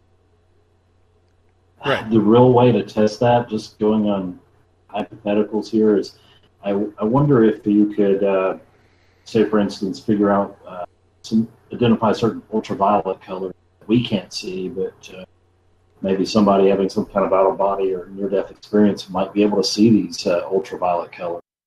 That would be an interesting thing to try to experiment with. Yeah, then you'd have to. Yeah, I get you. Yeah, you'd have to do the being able to put somebody in an NDE. You know what I mean? To do it in an experiment sort of situation. Okay, so we basically need to reenact the movie Flatliners. Right. Oh, that's right. Flatliners. That was all about, that movie was kind of cool, I remember. It's been forever since I've seen that. I really want to keep her solo and just beat the shit out of that kid, though. I was like, fuck that kid. The ghost kid that was haunting him because he killed the kid, I'm like, I totally sympathized with him. I was like, yeah, it sounds like he was a real douchebag in real life. Right. Yeah. Yeah. I remember. I just had to vent there. Sorry, it's been a long. It's been a long time. I had to get that. I've been holding it in for this movie for a long time, man. Yeah. So another thing about the NDEs is that it's the whole. A lot of people with the light and the being of light and all this stuff, that there's some sort of a reference or connection to a higher power with all of this. Mm-hmm. Right? There's one guy, a Dr. Melvin Morse. Did we cover him yet? I don't think so. Okay. So Melvin Morse, former associate professor of pediatrics at the University of Washington. He studied near-death experiences in children for over 15 years and has wrote a bunch of books on this subject, including one called Where God Lives. And Morse makes a case that the connection to the right temporal lobe of the brain, the God spot, as it is known, to a higher power or force in the universe, and it's been validated in the merging of scientific and paranormal research, such as the right temporal lobe activity verifies the reality of the brain's connection to the higher power, which is in Where God Lives. Memories can exist outside of the brain, which would be holonomic brain theory or holographic principles. And then there's evidence supporting the theory that consciousness exists in some form after death. Like what I was saying, like the transmission is still coming, even though the receiver is turned off. And that's from the Pam Reynolds story that you had told. People have exhibited supernatural powers after having an NDE, which is people have had them and then have been able to do what's called remote viewing. And actually, remote viewing is a cool subject that I want to do a show on. And I'm not going to say that word "do" and "I wanna" in the same sentence ever again. You know who you are. You know what you did. But... where was I? Oh yeah. So the supernatural powers, the remote viewing. That is the author, Mr. Giorgiani. He talks about remote viewing in his book, and I kind of want to see if we can get him to come on one of these days and talk about that. That would be awesome. But I digress. Brains can be induced to have paranormal experiences, so like you can trigger brain stimulation into actually having these types of paranormal things go on. And consciousness research supports the reality of discarnate consciousness and global consciousness.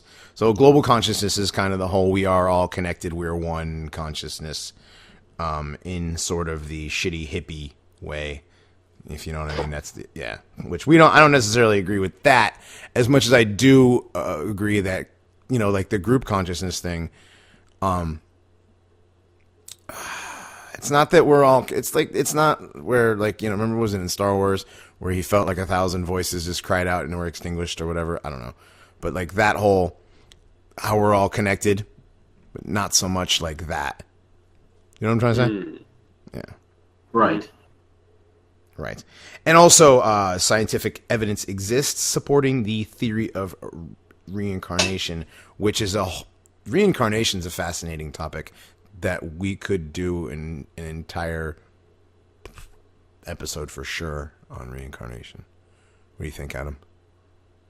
Yeah, there was that one study that was posted about like people that were born with birthmarks that corresponded with wounds suffered by other people that died from it. Like, they'd have like a birthmark on their chest. Let's not do the entire episode because I don't. Yeah, that sort of thing.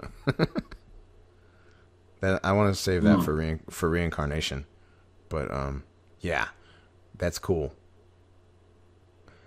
But the book is called "Where God Lives: The Science of the Paranormal and How Our Brains Are Linked to the Universe." So now I kind of want to read that. And it's almost like it's almost when you think of the cloud, for instance, where data is backed up. There's sort of a metaphysical version of that going on. It's like a great hard drive in the sky. Mm-hmm. Yeah, definitely. It's a solid state. I hope so too. God. Yeah, like a lot faster and everything like that. Yeah, but it's like the programmer is a real kike right now. I mean, it's what if it really is that? What if it really is that? What if this is the Matrix and we're just all computer programs? What if we're just brains in a vat? I think that kind of speculation is just like designed to paralyze thought. I know. It's like a mind virus. I was just kidding. You get into the whole it's turtle shells all the way down. I mean, yeah, there's people that really believe that, and it gets into the whole idea of, okay, well, if we're brains in the vat, who put us in the vat? Who created those people that put us in the vat? Mm-hmm. Right. It's just it's the whole turtle shells theory. Mm-hmm. Another rabbit hole. We don't need to. Right. Rabbi hole. We don't need to start going down. But oy vey, yeah. Oh God, Alice in Wonderland would be like that whole theory and stuff. Yeah. But yeah, so what do you guys think about the whole higher power thing that is experienced through this through these MDEs? Not MDEs, not $1 Million Extreme. NDE. I think. In regards to the, speaking about the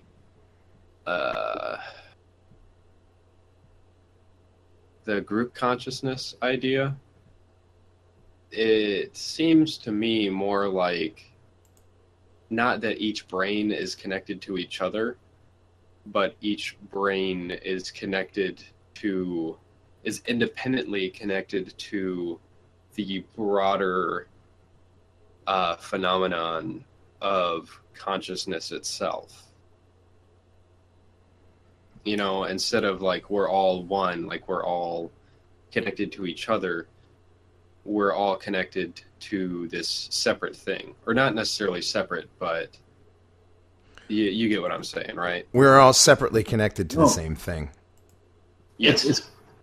It's kind of like space aliens being able to, pick up TV reruns of I Love Lucy, several light years away. The intended target was not the space aliens and on Alpha Centauri. But they're still getting those radio waves blasted to them by accident. I think there's a lot of that going on a kind of a higher level, so to speak. That when you think or do something, your thoughts are actually echoing beyond just your head. Didn't we actually? Not hypothetically. Didn't we actually transmit video to Alpha Centauri? It was some Keanu. What was the Keanu Reeves movie where like the world ended? Oh, The Day the Earth Stood Still. Yes, that's actually a thing that actually happened. So. Well, that goes into the whole idea. It's really.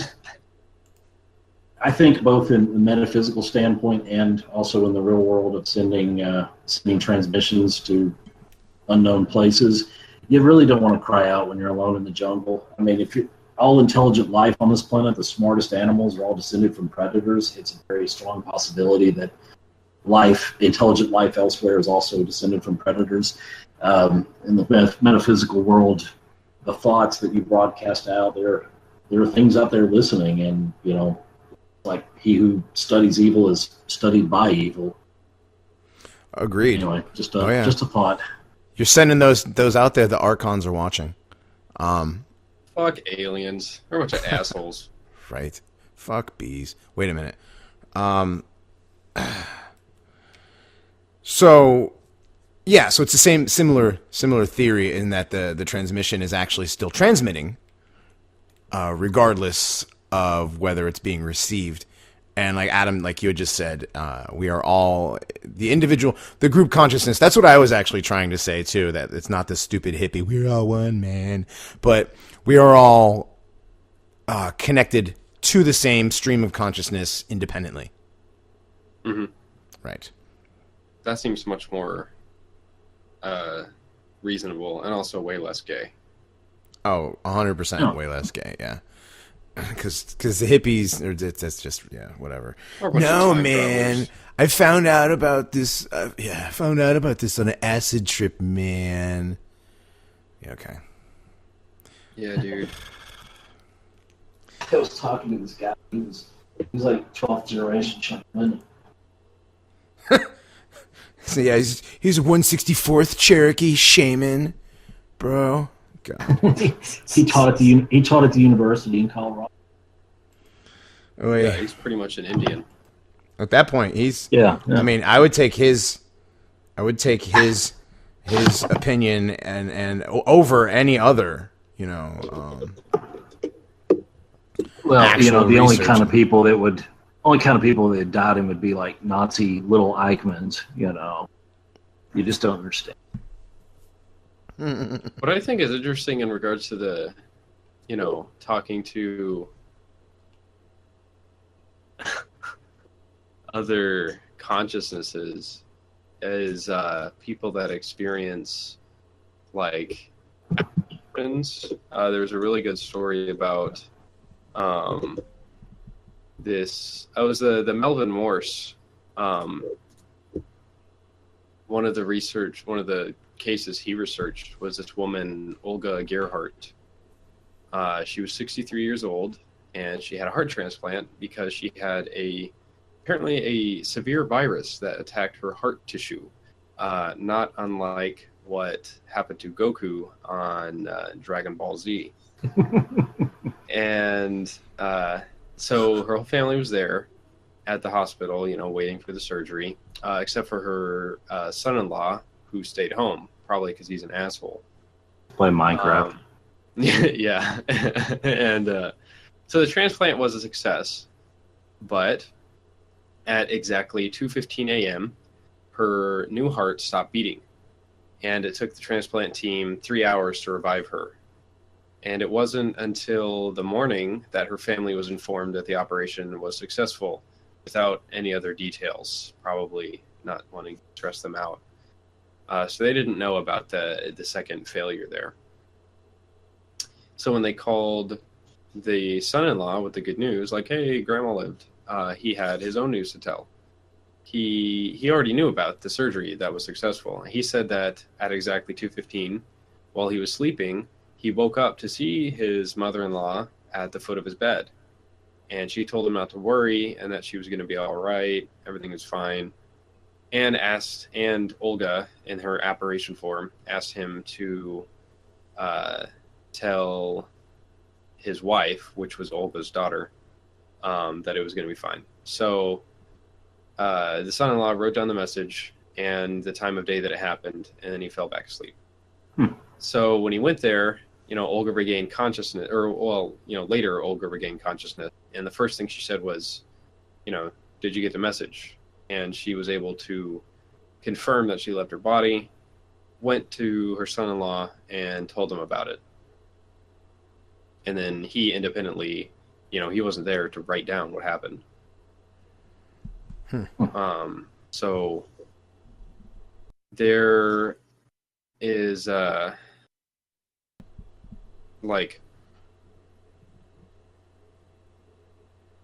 she was able to go and contact someone consciously with information, again, there's no other way he could have known that.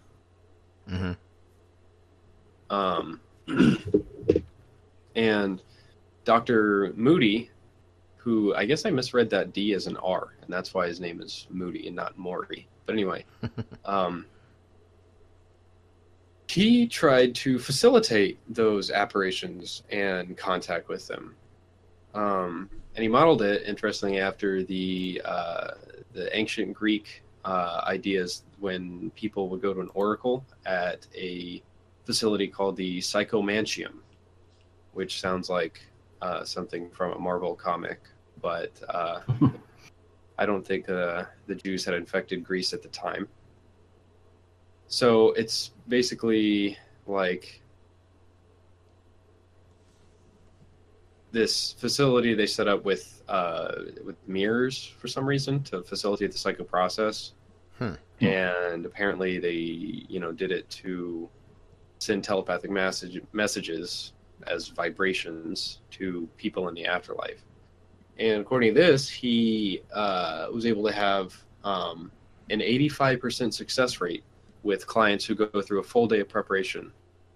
They do contact a deceased loved one, but not necessarily the one that they were trying to meet.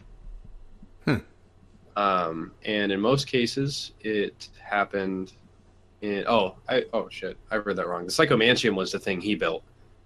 The Greeks didn't call it that. Anyway, just to clarify that.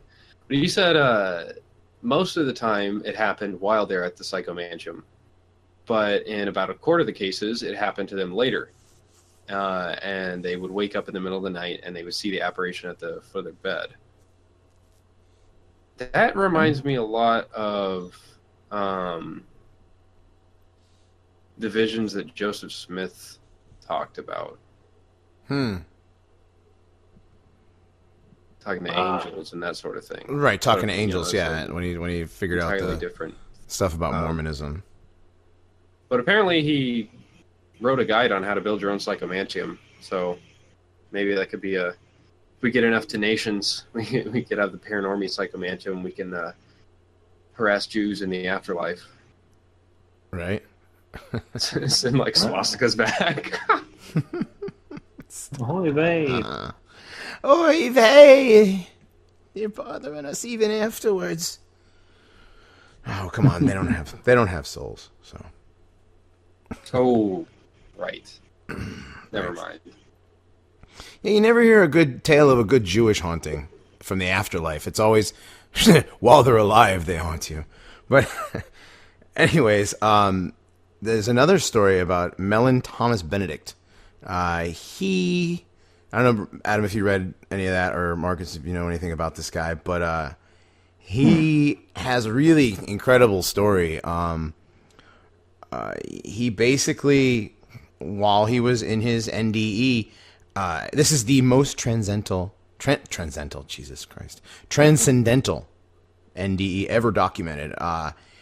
He was given access to universal intelligence, by which he was allowed to absorb a tremendous amount of scientific knowledge and spiritual knowledge, including the nature of reincarnation. So he, I guess he had this curiosity during his NDE, and it took him into the remote depths of existence and even beyond, like into the void of nothingness behind the Big Bang. Like, so this, I mean, it's a crazy story. It's really long. I would encourage everybody to go check it out. His name's Mellon Thomas Benedict. I'm not going to go through the whole thing, but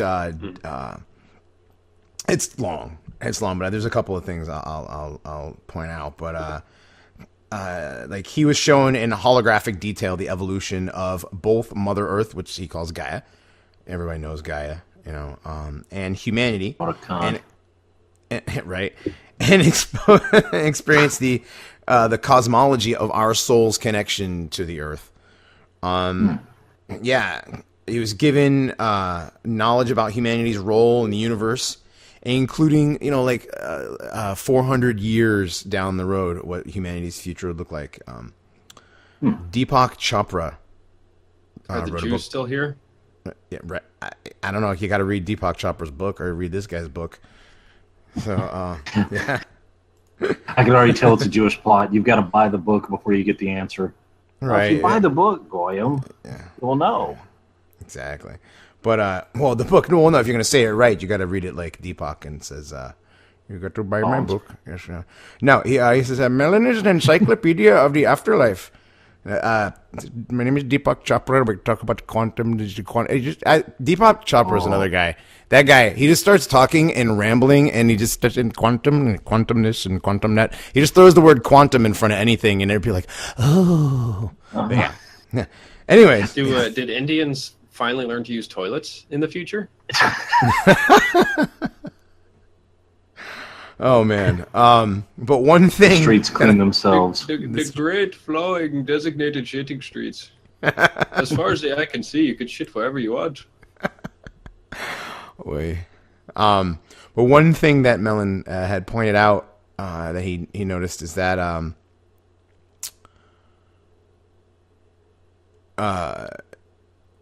that he saw races as personality clusters.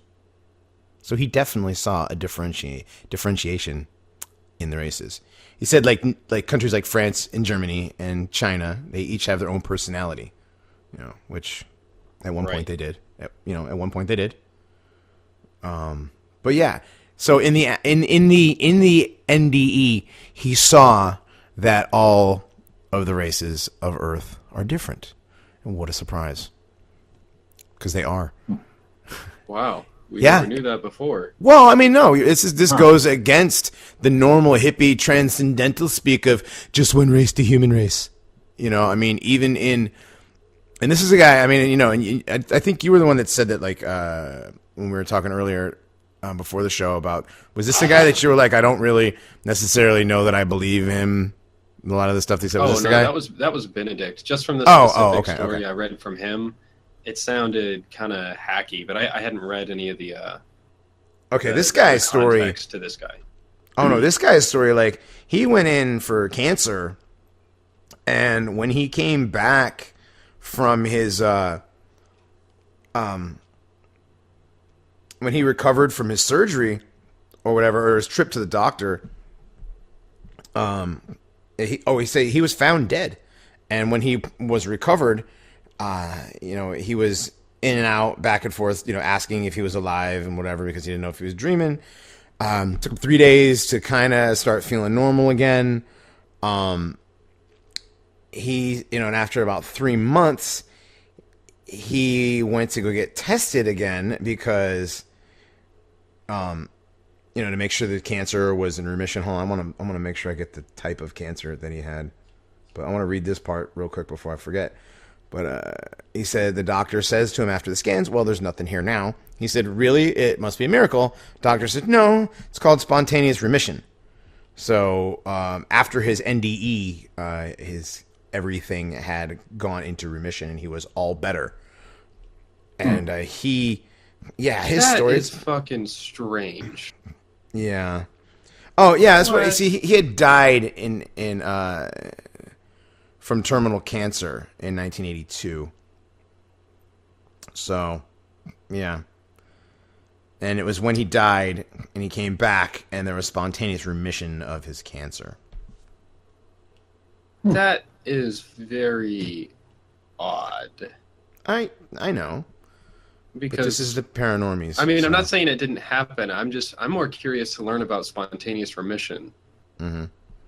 Yeah. That's something we're going to have to Because- Google after this. Like cancer is a broad effect. Like it's cells that don't stop reproducing. So if they all just suddenly, I'm sure I just don't know the context. Mm.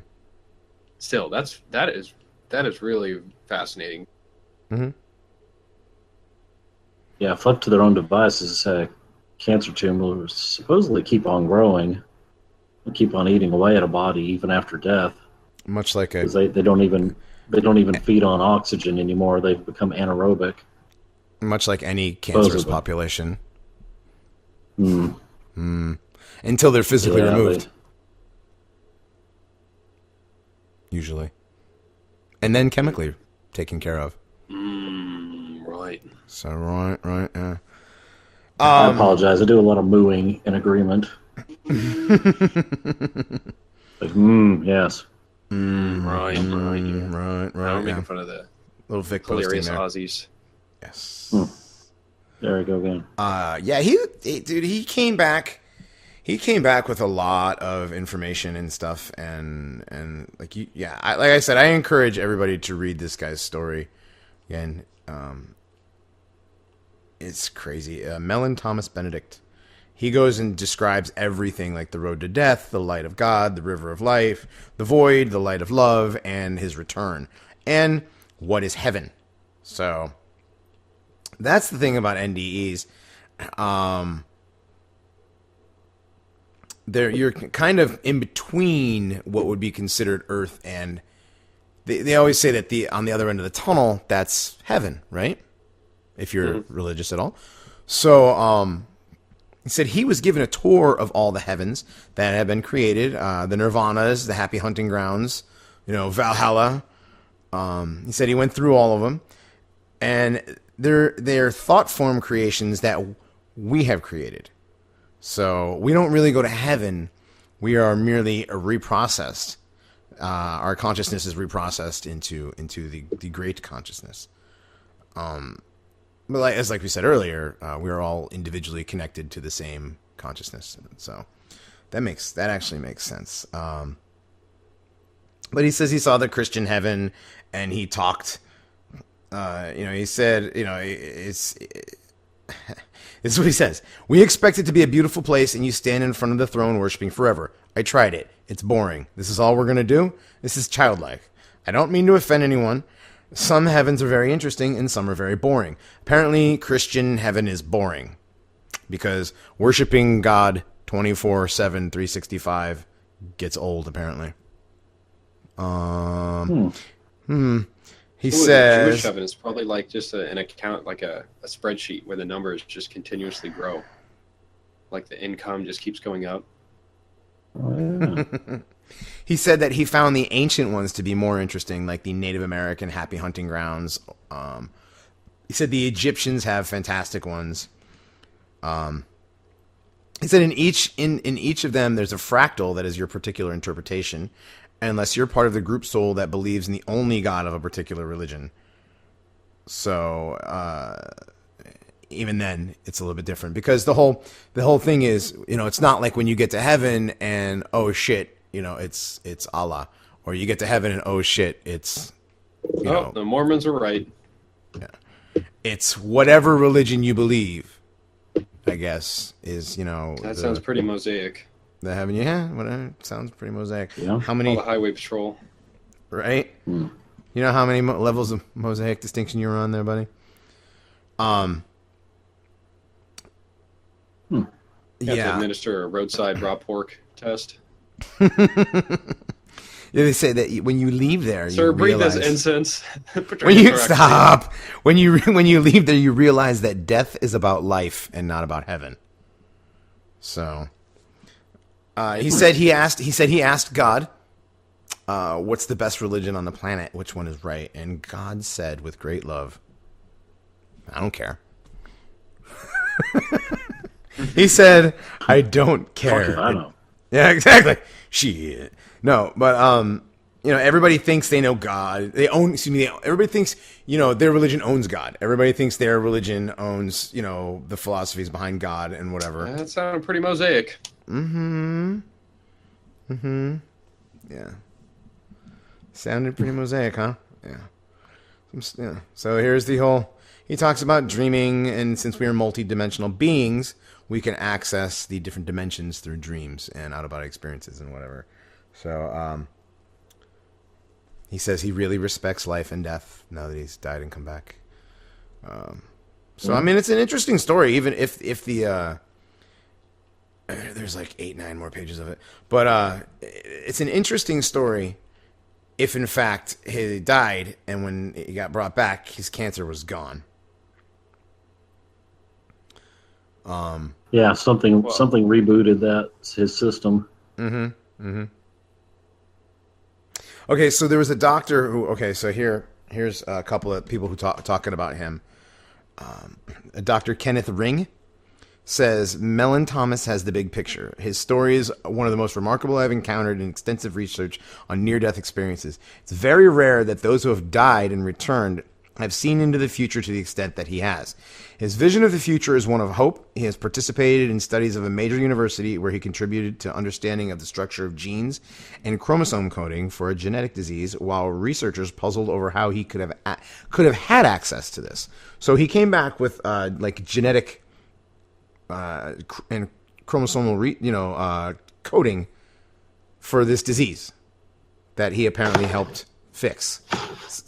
Another doctor, Dr. Janice Holden, of the International Association of Near-Death Studies, says Mellon Thomas, under hypnosis, was able to give accurate information about and draw the genetic makeup of a rare neuromuscular disease. I was astounded by this. It's not the kind of thing where one could cheat. So,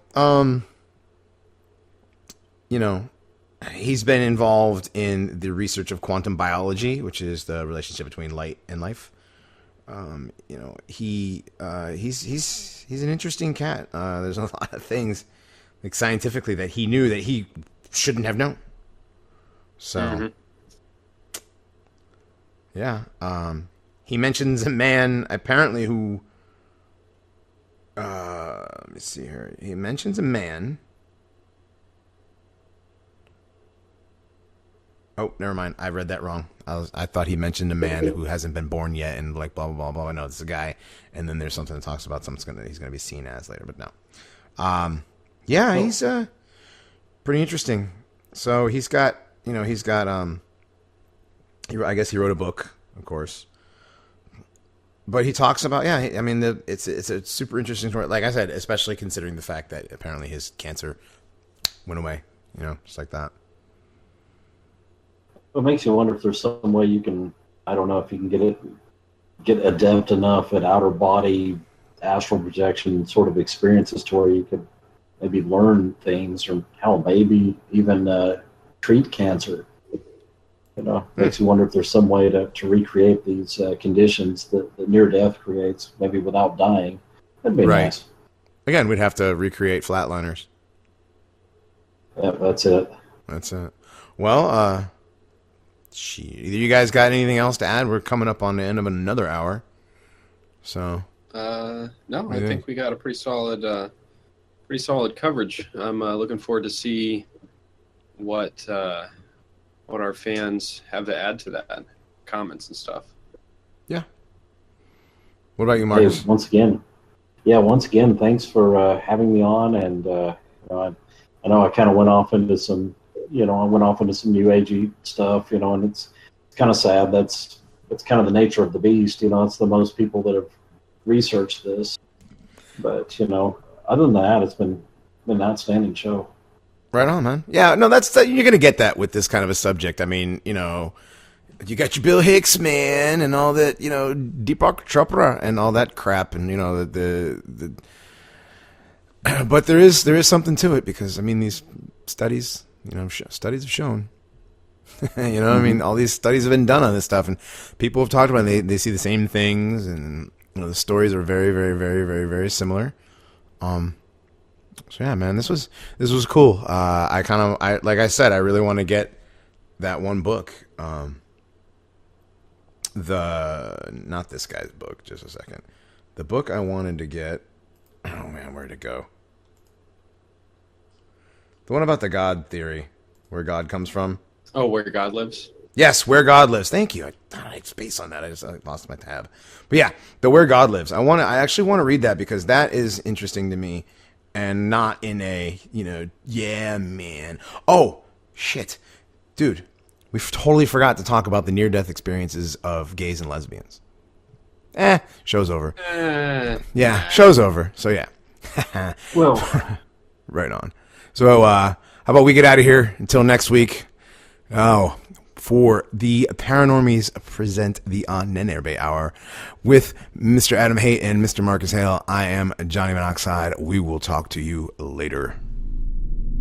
Time travel makes you gay. I rest for a while.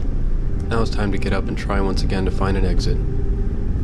Walking and looking for markings on the wall, a stain, a scratch, a spider web I haven't seen yet. Nothing. Perfect walls, untouched. I examine one of them looking for imperfections. Again, nothing. The maze looks like a work from nature itself, a little trap created by forces that rule the universe so they can have fun watching vermin like me struggling for a little bit of sunlight. I walk 10 more steps ahead. Crossroads. Left, 20 steps. Fork. Right, 100 steps. 200, 500. I can't even count anymore. Crossroads again. Or maybe it's the same one from before. I want to mark the walls, but I don't have any tools. Just my hands. I take a deep breath and begin to scratch the wall. Nothing. One of my fingernails breaks in half, though. That hurts. It really hurts. I look up at the wall. Well, I can't give up now. I start punching the wall with all my strength. I hear the noise of something breaking. The pain in my hand tells me it's only one of my fingers. I sit down on the floor, my back against the opposite wall. I watch while my blood on the wall slowly fades, first into a light pink color, and then it's gone. I close my eyes for a few seconds. Silence. I can only hear my own breath. And then suddenly I heard something else. It started weak like a heartbeat, and little by little it got louder. It sounded like footsteps. Salvation? The spark of hope is lit. I get up and walk carefully towards the sound. My heart beats faster on each step while the sound gets louder. And then my joy slowly turned into fear. Yeah, they're footsteps. I'm sure they are. But they're not footsteps of any human being. The sound doesn't seem to follow any kind of rhythm or pattern. The silence between the steps is uneasy, and it seems like that thing doesn't belong to my world as much as this labyrinth. I stop for a few seconds to catch my breath, and then I start running on the opposite direction as fast as I can. Crossroads. I go ahead. 20 steps. Another crossroads. Left. 50. Fork. Left. 30 steps. Crossroads. Right. I give up counting. Dead end.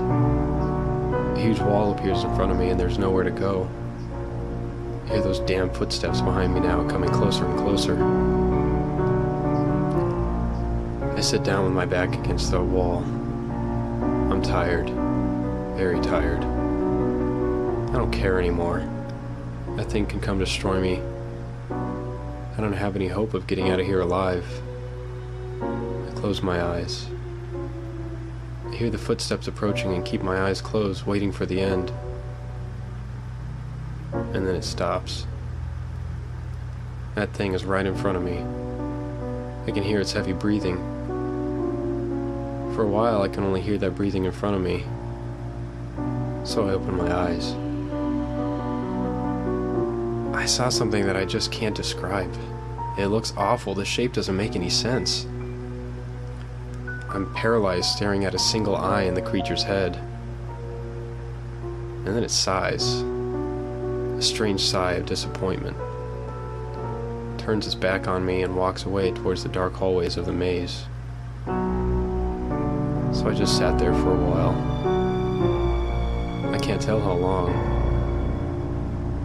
Time doesn't make any sense to me anymore. I need to rest. I need to sleep. When I woke up, I feel a little less tired.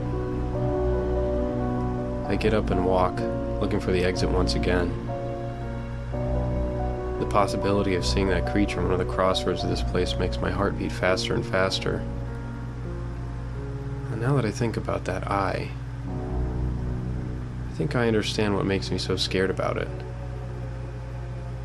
It looks a lot like one of my own eyes, but a bit more tired. A few centuries more tired, I guess.